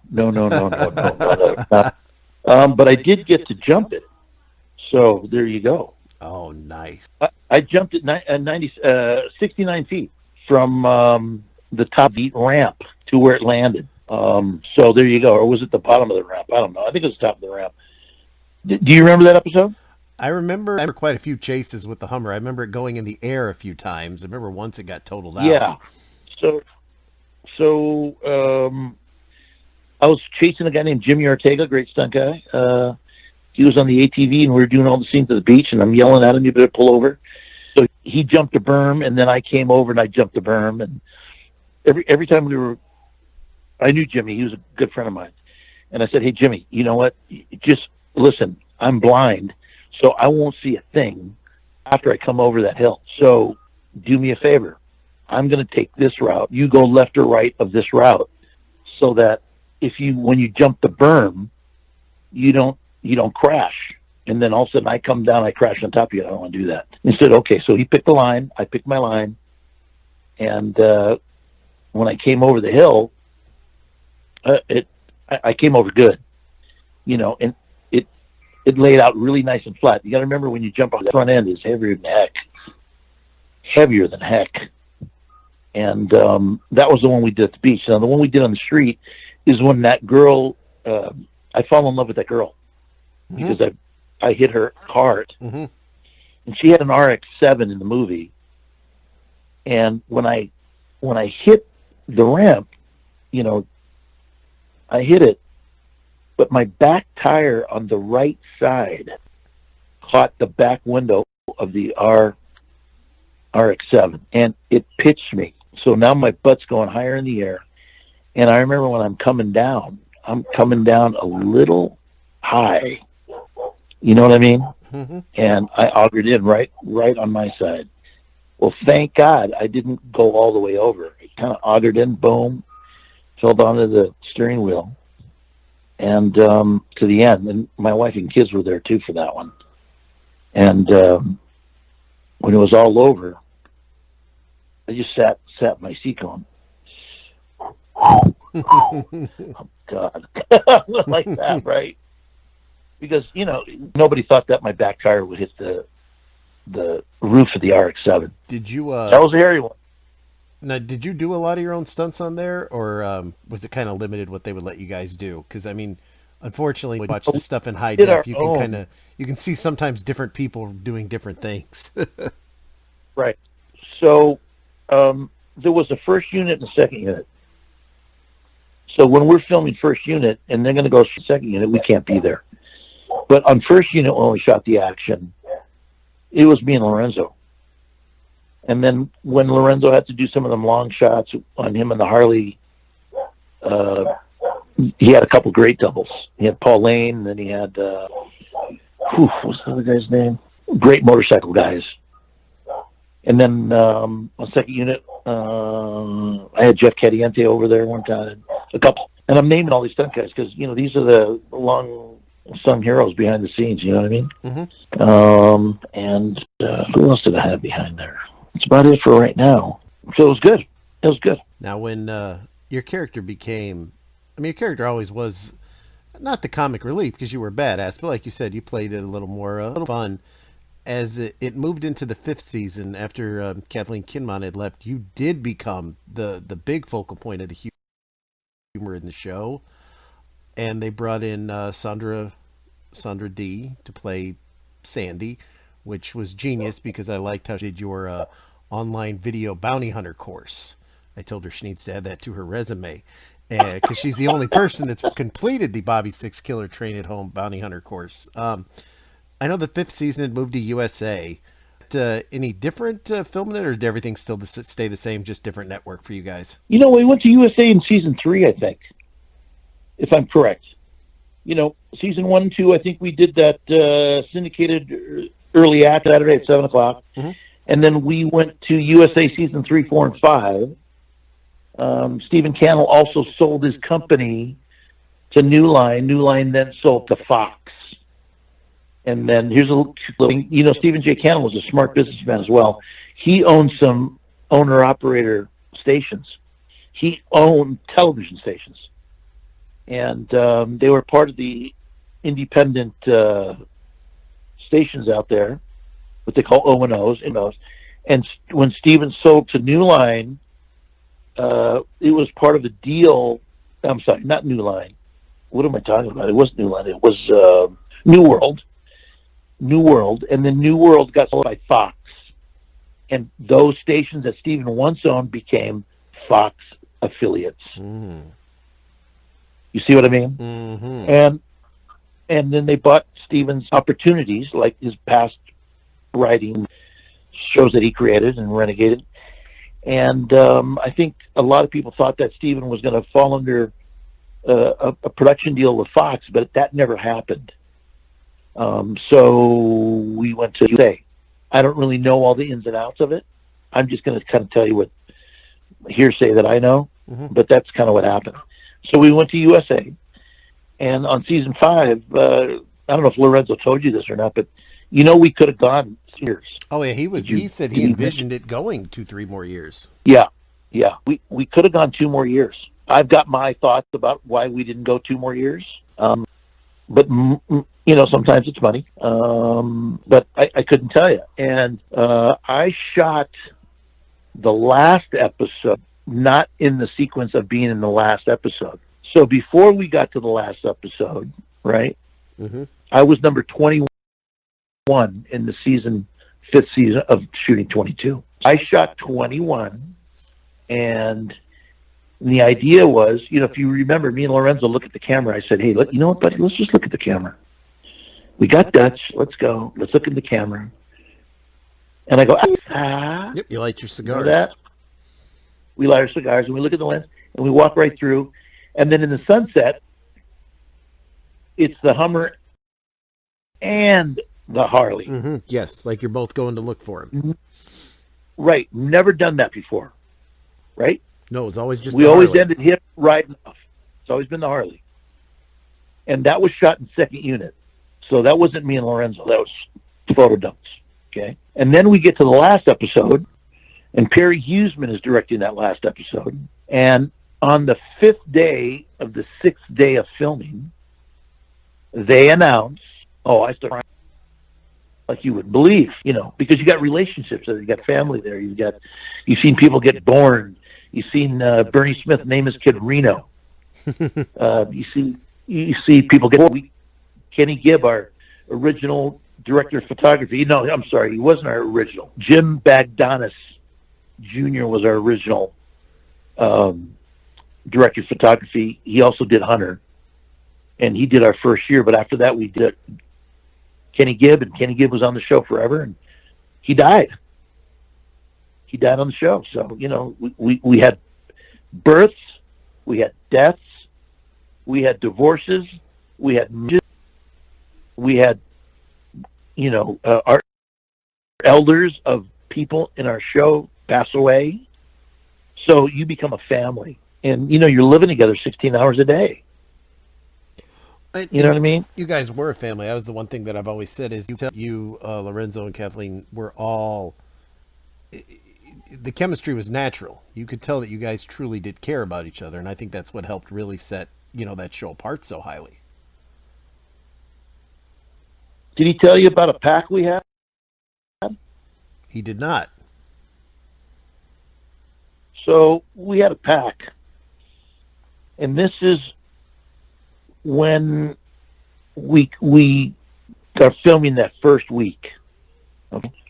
And, everything's a rhythm. So we're filming. We got a stunt coordinator named Rick Avery. I know Rick real well.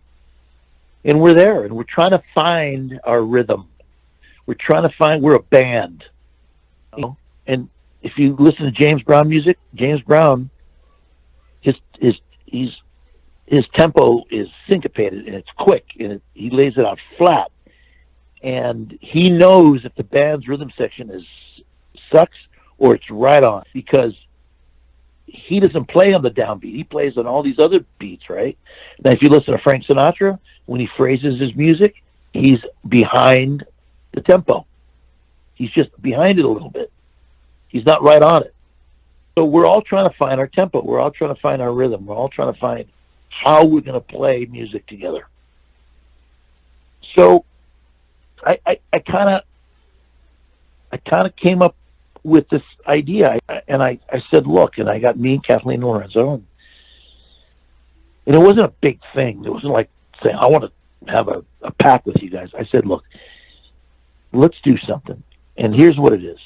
If we've got a problem with each other, something, let's talk it out. Because I felt at that time we had something special. And they looked at it and says, yeah, with that. Just a little thing, not a big deal. And we never had to have that talk. How's that? No, that's amazing. We never had to have that talk. And I think a lot of it has to do with courtesy. I think each one of us knew what card we were going to play in a certain way. So you let him play the card. You know what I mean? Mm-hmm. Play the card, and then I'll play my card. You play it. And, it wasn't this thing, I'm going to up you.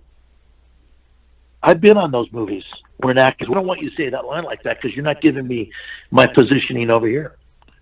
You know what I mean? Mm-hmm. And I remember the actor quite well. So that was part of an untold pack. And Lorenzo and I had some brotherly phrases for each other. And we would say, you go, I go. That was one of it, right? Okay. I did this thing called Sa. Did you remember those? Yeah, he did it in a few episodes. Right. Did Did you understand? Was it a feeling of camaraderie when you heard me say Yeah, that like to him? a mutual respect sort of. Yes. Well, I knew a director of photography named Eric Van Haren Norman, and he would do that to our director, whose name was Bill Tannen, who directed Here. Good movie. And yeah, with Chuck Norris, and he did this thing. He would go, "Sir," to Bill all the time, "Sir, here we're gonna take a shot. I'm gonna put a 50 lens on here, and if we backlight Chuck, it'll look great." And blah blah blah blah. And Bill would say back to him, "That's a great idea, sir." And I thought to myself, "Ooh, one day I'm going to use that," because it was endearing. So when I said in a show, just said, "Oh, sir, after you," and he goes, "No, sir, after you." It was one of those playful moments that Bobby and Reno had, and it was stuff like that. It was like Laurel and Hardy. It was, the Lone Ranger and Tonto. It was that kind of a thing, and I think that's why it became a family. You got to remember, Renegade was not my first series. No, you were on several before that. Yeah, and we never got past 13. It was hard, bro. What would I do? I did Hawaiian Heat. I did. Was Baywatch before that? Yeah, I think it would have predated it for about a year or so. I assume. I assume season 6 would have been you guys chasing Dutch Dixon. Say that one more time. If you would have filmed season 6, I'm assuming that would have been you guys chasing Dutch Dixon then. Yeah, that. So we're having lunch, and there's an announcement, and it was Stu Seagal, and he does the announcement. Steven wasn't there, but Steven was going to be there at the very last day of filming. Remember, it was two days before the very last day of filming, and I don't know why. Well, it's business. This is a business, right? Mm-hmm. And who owns the intellectual property? Who owns the opportunity to go forward? Which station's going to carry it? Is the profit margin big enough? What's the cost for production? Blah, blah, blah, blah, blah, blah, blah. And it didn't go. And it's like, holy crap. And that was it. That was it. Do you think the show had a few more years left in it? I think it would have very much, very much. I think you could have, I think you could have, Dutch Dixon could be hiding anywhere. And he could have sent his goons after us and kill again, and on and on and on and on. Now, Wise Guy, another Canal series, that got, it took a long time, but it got a movie that brought back the great Ken Wall to wrap it up. Alien Nation got a movie years later to wrap it all up. People have been asking, and they've been talking and begging. Do you ever see a Renegade reunion movie happening? Well, let me put it through. And I did a movie with Ken Wall, and I'll tell you how that whole thing panned out. Taking of Beverly Hills. Yeah. Great. Let me tell you my thought about the reboot, and then I'll tell you about Kenny Wall. The reboot makes natural sense. Okay. Would Lorenzo do it? Did you ask him that question? I did not, but to be honest with you, he seems very happy and content at what he's doing in life now. Of course. But the legacy of Renegade could be with him, or it could be without him. But I would love to do it. I know Kathleen would love to do it. I'd love to do it, of course. Here we are. We get to make people happy if there's an audience there. I feel there is an audience there. So number 2, there was a script that Lorenzo's character had a son, and he shows up at the door one day. You see what I mean? Mm-hmm. So that was one way to go, and then the other one is that we go to Dutch Dixon, and it's the gauntlet. You know what I mean? Mm-hmm. So to answer your question, of course, I think if they're going to do Doogie Howser, They're going to do Doogie Howser. You know, they're doing Doogie Howser again, right? Yeah, Doogie Howser, Saved by the Bell, Punky Brewster, everything's getting rebooted now. Right, right. So why not? I think it'd be wonderful. I think it'd be great. And do a one syndicated movie that tops it off. So let's talk about Kenny Wall for a second. I'm in Mexico City doing the Taking the. Good movie, by the way. Thank you, with Max Headroom. Yes, yes. Joe Rigobuto. Matt Frewer. Yeah, Matt Frewer, yes. Matt Frewer, Robert Davi. And Davi and I have worked quite a bit together. You know, Davi's intense. You know, he's an intense guy, off and on. A lot of what he does is what he does off camera. But, you know, it doesn't make him a bad guy. It makes him interesting. And on the tables, Kenny Wall decides, you know, I'm done with Wise Guy. Now, me personally, I always had mouths to feed, so I couldn't turn a job down and walk away. But I think Kenny Wall, if he would have done 2 more years of Wise Guy, he would have been a very wealthy man. And then he would have had an opportunity to do many other things that he wanted to do. When they decided to do a closing Wise Guy, they shot that in San Diego when we were doing Renegade. So, you know, I saw Kenny down there, and we talked about stuff, and he's a good guy. Very nice guy. Doesn't do interviews, but I've been able to talk to him a little bit. I've talked to his wife a little bit. Class act people, everything they do for animals and veterans, it's just good people. They just kind of out of the limelight now, it looks like, and that's fine. Whatever makes them happy. But yeah, he was a very, very talented actor. He could have gone on to be big marquee movie star. Well, isn't he from Brooklyn? Yes, he is. Yeah, he comes from, if I'm right or wrong, his family was in auto mechanics and mechanic and building and stuff like that. So he does some great things with his hands, you know. And I'm not sure. I'm not sure. I thought he was a renter. Now you know, Lorenzo's a renter. Lorenzo can tear down a Harley and put it back together. He's pretty good. Yeah, he was always fixing that the bike that you hated on the show so much because it was always down on him. Well, we had 3 bikes, one for him and one for second unit and one for stunts. So, you know, and we had a motorcycle Wrangler there. He pulled that trailer and the bikes looked good inside there. I had interviewed him, and then my wife, because she was a very big fan of Lorenzo, we started watching Renegade. We just maybe about 5 days ago finished watching the whole run. I think we watched all 5 years in the span of maybe a month and a half, 2 months. I can't remember. The guest stars you guys were able to get. I mean, you had Sam Jones. I can't say enough good things about him. 3 or 4 times. You had Jesse the Body Ventura. You had a very, very young Leia Remini was even in the Elvis episode. I mean, you guys had a come in weekly on that show.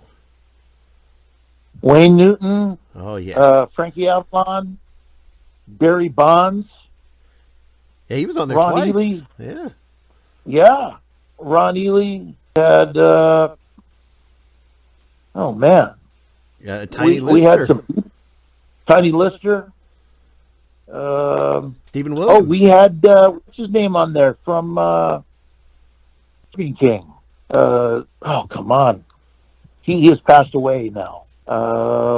He played a bounty hunter. He was oh my goodness. Yeah, I know. Yeah, he was in he was the same one with the tattooed guy that's been in about 1,000 things too. Whose name I can't remember either. Oh, Robbie Lasorda. Yeah, he was in he had the big run on Nip Tuck. Was that him? He popped up in like 3 episodes, always a character. Yeah, Bobby Lasorda was on there. He did Hard to Kill too.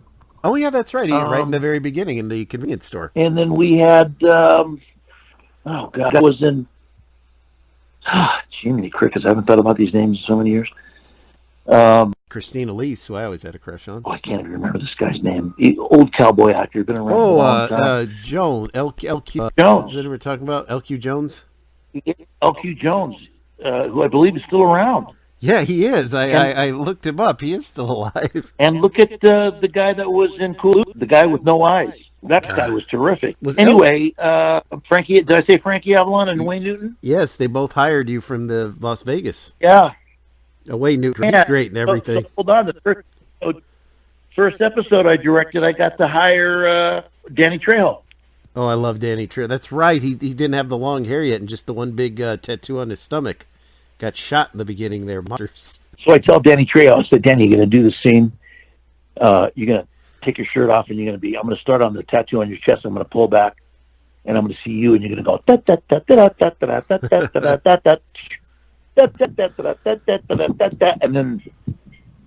then everything hits the fan, and it's go for cover. He goes, all right, man, let's do it. So, I've known Danny a long time, and then when I got to hire him, it was fantastic. I'm a huge fan of his, especially if you for people out there, if they don't know, if you just go and read about him, all that he's, where he came from to what he is now and everything. That's a feel good story right there, is Danny Trejo, in my opinion. Oh, he's an inspiration, man. Not only did he find the Lord, but he also used to deliver the messages from MA, from prison, just say, hey, dude, you better watch out. You got the boundary lines, and this is our life, and we don't want to be told. I did Eddie Almos's movie, Blood In, Blood Out, American Me. Danny had to deliver a message to Eddie. Said, hey, these guys are in prison are not happy you're doing this movie. And anyway, I didn't want to turn left on you, but no, Danny, he's great. Yep, Danny's great. What an inspiration! God bless him. Proud, everybody's proud of him, man. Yeah, we noticed him right away because he's very unmistakable. Long hair, short hair. He recognized him, and I was like, because that was the first episode too that Shauna Sands was in that same episode. That was like her first. She was a different character, but that was like her first appearance too, I believe, on Renegade before she came in to be your personal trainer and move into the office next door to you in season 5. Oh, I better watch these episodes again. No, we remembered him. Now, the one, and I... wait a second. Let's not forget Kelly Hu, Kerry Tagawa. We've got some big Asian actors as well. Johnny Cash. James Liu was on there. James Liu. And Johnny Cash, for God's sake. Come on. In the Life episode. Arlo Guthrie, man. I got to sing with Arlo Guthrie. Very cool. Yeah. Yeah, you guys had everybody. It was it was a big deal. I had written a big piece about how the most indestructible vehicle ever was the motorcycle, especially after that corny Alien episode where it, he parks it into the government facility that gets completely blown up with C. He's driving away on it at the end. It was unscratched. So, and I had shared that on some Renegade groups, and you guys are the Beatles over there in like Germany and overseas. People still watch that and love that to this day. I used to tour Europe with my band, and so tell those people in Europe, anytime they want to do a Renegade rally, I'll come with the band. Come on, let's do it. How did you get into the band? Was it music? I know you had the musical background, musical love. Did the band just come natural, or do you kind of play off the Bobby Six Killer persona when you do it because it's got the Renegade name behind it? Well, when you're young, and I mean young before marriage and kids and all this other stuff, everybody has a dream. So, as a kid, I would sing in front of the mirror, holding my toothbrush, dreaming up I was somebody on American Bandstand. And, I loved R&B music, but I loved all kinds of music. And my voice always lent itself to rock and roll. And, did I think I can sing country? Well, I did. So I was an accordion player, I was a piano player, and I did all that stuff in high school and had some gigs when I got out of high school and played guitar and just stuff like that, right? And listened to a lot of music, had friends that were in bands, and I'd go watch them. They were part of all the Ventura Boulevard Mafia out there in Studio City and North Hollywood and so forth and so on. When we got on Renegade, I thought to myself, man, I'm going to resurrect my band. So it all kind of started way back in the day when I would do night ride, and I was part of the stunt crew on Knight Rider. I wasn't a steady stunt guy on Knight Rider, but I did enough episodes, thanks to Jack Hill and Bob Brawler, where I saw a hazard. And I thought to myself, now, wait a minute, if that guy can do it, I know I can do it. Now, I don't mean that negatively. Yeah.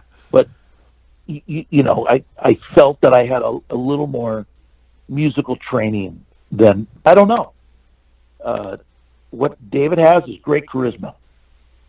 And I remember I was somewhere at an event, and he goes, how the heck did you get a Millennium gig at the, what's the name of that hotel?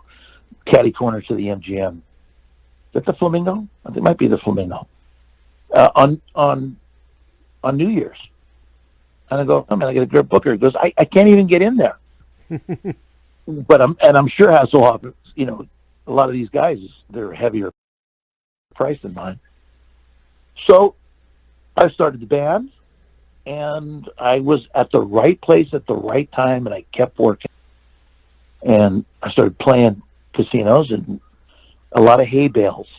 Hay bales is country fairs and county fairs and state fairs and, the animal fair. Oh, yeah, we have some big state fairs where I am down here. Right. So I would play them a lot. And I also said to myself, I'm not going to try to hold the stage onto myself. I'm going to bring in guest stars. One show up, Jones is a harmonica player. Mm-hmm. Sammy came in. I used Duncan Ford from the Bay City Rollers. And then, I would use Mickey Jones when I played a bunch of motorcycle rallies. Mickey Jones is a great actor. And, he was the drummer for Bob Dylan and Kenny Rogers. But this guy once you see him, Mickey Jones. So, I just try to share the stage and make it a wonderful show. And that's what I did, with dancers, and I had a Native American fancy dancer and, confetti launchers and the whole 9 yards, eating fire on stage, whatever it took. When the is over, do you plan on maybe going out on a tour again? Oh, I'd love to do it. Come on, man. Help me put it together. Let's go. I'll try. All right. I'd love to help. I have not many talents, but I could come on stage. Perfect. Now, you kind of transitioned now, doing a lot more family films. You've got a movie called Wish Upon a Unicorn. It's on Amazon Prime, on Netflix. What can you tell us about that? Our whole business has learned and understood that you've got to be able to have your movie touch many. And to children, no matter in what language, they understand and they get it, and they all have dreams. And family films are I've got that now. In January, I've got Lena and the Snowball coming out. And then I've got kind of a high school horror film called The Unhealer. I read about that. That sounds really good. Really good. Oh, yeah. It's Lance Hendrickson is in there. Natasha Hendrick is in it. Myself and Adam Beach, Shona, in 190 million degree heat. And it's great. And so I think the business is transitioning, just not Branscombe.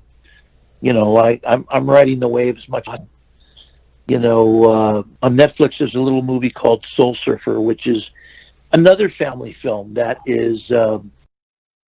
has translated very much to be positive in other foreign languages, about a girl. Wish Upon a Unicorn is about two girls, trying to transition their life after their mom passes away into a small little town. It's a wonderful fantasy, and it's lighthearted. Yeah. So I think that's where many things are going, like that. Have you ever tried to get into any of the superhero movies, the big Marvel universe? Done any auditions or any stunt things for those yet? No, I haven't had that opportunity, but maybe one day they'll call. We'll see. I'm a comic collector. I'll think of a part and pitch it. Okay. because that's another transition. I'd also like to see you a lot, and I think all the fans are going to agree with this statement. Love to see you in the Fast and the Furious, the greatest film franchise history. Yeah, that's gosh, what's the name of the guy who directed the very first one? I Rob worked for him Cohen. as an actor. Rob Cohen was directing television, and I'd worked for him. Sean Penn's dad, Leo Penn, I worked for him quite a bit when he was directing television. We already got your part. You can be The Rock's brother. It's already set. We'll see. There you go. The Rock doesn't answer my calls, so Carl Weathers and I, we did when he was a young actor, and we were both young. He's older than I am, but he was coming off being a professional football player. We did a spin-off of a Charlie Chan type character, and we were 3 football players with John Ireland playing. And he was the black football player, I was the brown football player, and then there was a Caucasian football player. And we each had a line, like, "Okay, coach, and let's do it. And come on, guys, let's get out." Kind of throw outs, right? And Carl and I cracked up because he goes, "I kept forgetting my line." I go, and I said, "I know, Carl, what happened?" He goes, "Well, it's because so many people have to throw out lines, and the coach has got to come back." And even to this day, we crack up. And that's my ode to Carl. And when I did Action Jackson, we laughed about it. And then when he did Fortune Dane, I think I was doubling Sonny over there on Fortune Dane series. Mm-hmm. Yeah, I was doubling Sonny and Sonny Lamb. And so Carl's, I hope you get to interview Carl Weathers. He actually directed him. He directed him. Good guy. How about a TV show? You and Carl Weathers own a tiki bar, but at night you're private detectives. That could be. Let's do it. I would love to. Yes. I've been trying to interview Carl Weathers for a few years now. Seems to be a busy guy, but yeah, he's. He broke boundaries. Just like you did. It's. You guys would be. I think a TV show with the two of you would be amazing, and then Chuck Zito could be the bad guy. Chuck Zito was on the set of Renegade. Really? Oh yeah, he came with New York Michael and the Harley Davidson dealer down. And ask Chuck Zito about his Jean-Claude Van Damme experience. Oh, yeah, I've heard that. That's yeah. We won't talk about it here. I think everybody would.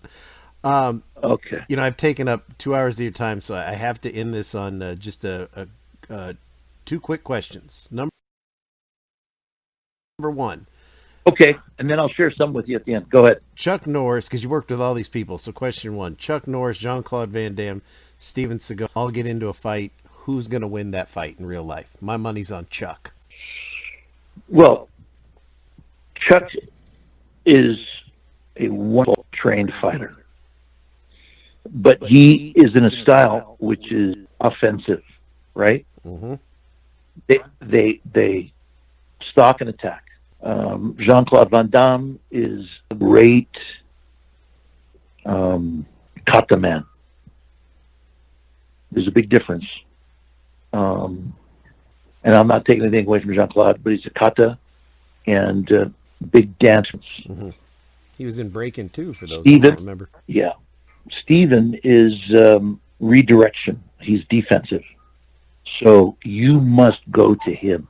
See what I mean? That's the difference. He won't come to fight you. He will wait for you to come in, and that's when he's got you. So that's, I've been asked that question before. So it's very interesting. If you show up for a fight and you don't fight, there's no fight. And I'm going to leave it at that. I'm going to leave it at that. I have fought Chuck many times already. Good handful. Yeah, handful, and respect him highly. Steven Seagal, respect him highly. Jean-Claude Van Damme, don't really have a close relationship with him. But out of respect, I respect him. Because, remember, Chuck helped Jean-Claude. Mm-hmm. I don't know if you know that. Mm-hmm. Get it? With Avi Lerner and Pincus Perry and all those guys. So what's the second question? If you were to write the ending of Renegade now, how would you envision the ending of Bobby and? Good question. Boy, I find it there. I would leave it open. I kind of like the idea of a at the end of an episode where we're starting to get close to Dutch Dixon and where he is and what's going on, and clean up, solve this path that he's ravaged through his life. But there's a little knock at the door. This beautiful girl says, "Hi, you're my dad." And Lorenzo goes, "What?" And that opens the door. Whole new thing. Mm-hmm. You know, a whole new thing. So I love that. Did you have a third question? No, we'll save it for part 2. Yeah. And then we'll talk about Frank Sinatra and Dean Martin and all those other guys. And the Ultimate Man movie, Showdown Little Tokyo. That's got to be its own episode. Gotcha. Well, I'm going to leave you with 5 things. Timing, chance, good fortune, persistence, talent. I'll say it again. Timing, chance, for persistence, talent. When the time comes, you got to take a chance in yourself. Because there's a lot of guys waiting for the phone to ring, and they say, "Oh, I don't do that." Wait for them to, let's go hustle it. Nah, I got to come to me. A lot of times they never come. Timing, chance. With God's will, you get a little good fortune. You know what I mean? Mm-hmm. You can't do it all yourself. You need to have the cards of spirituality to be on your side. Worthy of it. You've got to live a good life and share good things and do good deeds. Persistence keeps those 4 things together. Timing, chance, good fortune, persistence. And the last thing is talent. Talent is not the first thing. Talent is the one thing that keeps all 4 of those things together in order to perpetuate your ability to make your dream true. Because what is a dream? And, I speak French, so en français, le rêve. What is a dream? A dream is something that's out in the heavens that needs to come to you, and you get to choose it, but you got to pull it in. So you need to have some timing, take a chance on pulling that thing in, good fortune from the heavens, persistence, you get that thing down. And your talent is once you got it, once you're holding that special star in your hand, you got to be able to know what to do with it. You ever see these guys who destroy the rate of success? Mm-hmm. Oh, yeah. Sadly, yes. Yeah. Well, that's where your talent can get in your way, unless you've got a talent that is for giving and sharing, of service, build a bridge, Mm-hmm. That's the way I look at it, man. And I'm not that smart, but I am. But I am just natural about it. So, you got 2 teeth, needs one, give them one. Heck. You know what I mean? Mm-hmm. And that's it. I hope I didn't bore the crap out of everybody out there. No, I really can't thank you enough for this. This was a true honor. It's an honor for me, man. And I'm glad I had the opportunity to do it. And if you heard some dogs barking over here and you heard the wind blowing, it's just Maui on a beautiful day. You know what I did? I bought you a brand new Mustang. It was a 2008. Now come around, this dignified little woman. But girl, she won't let me ride Mustang. So we go, baby. Hey, I guess you better slow your Mustang down.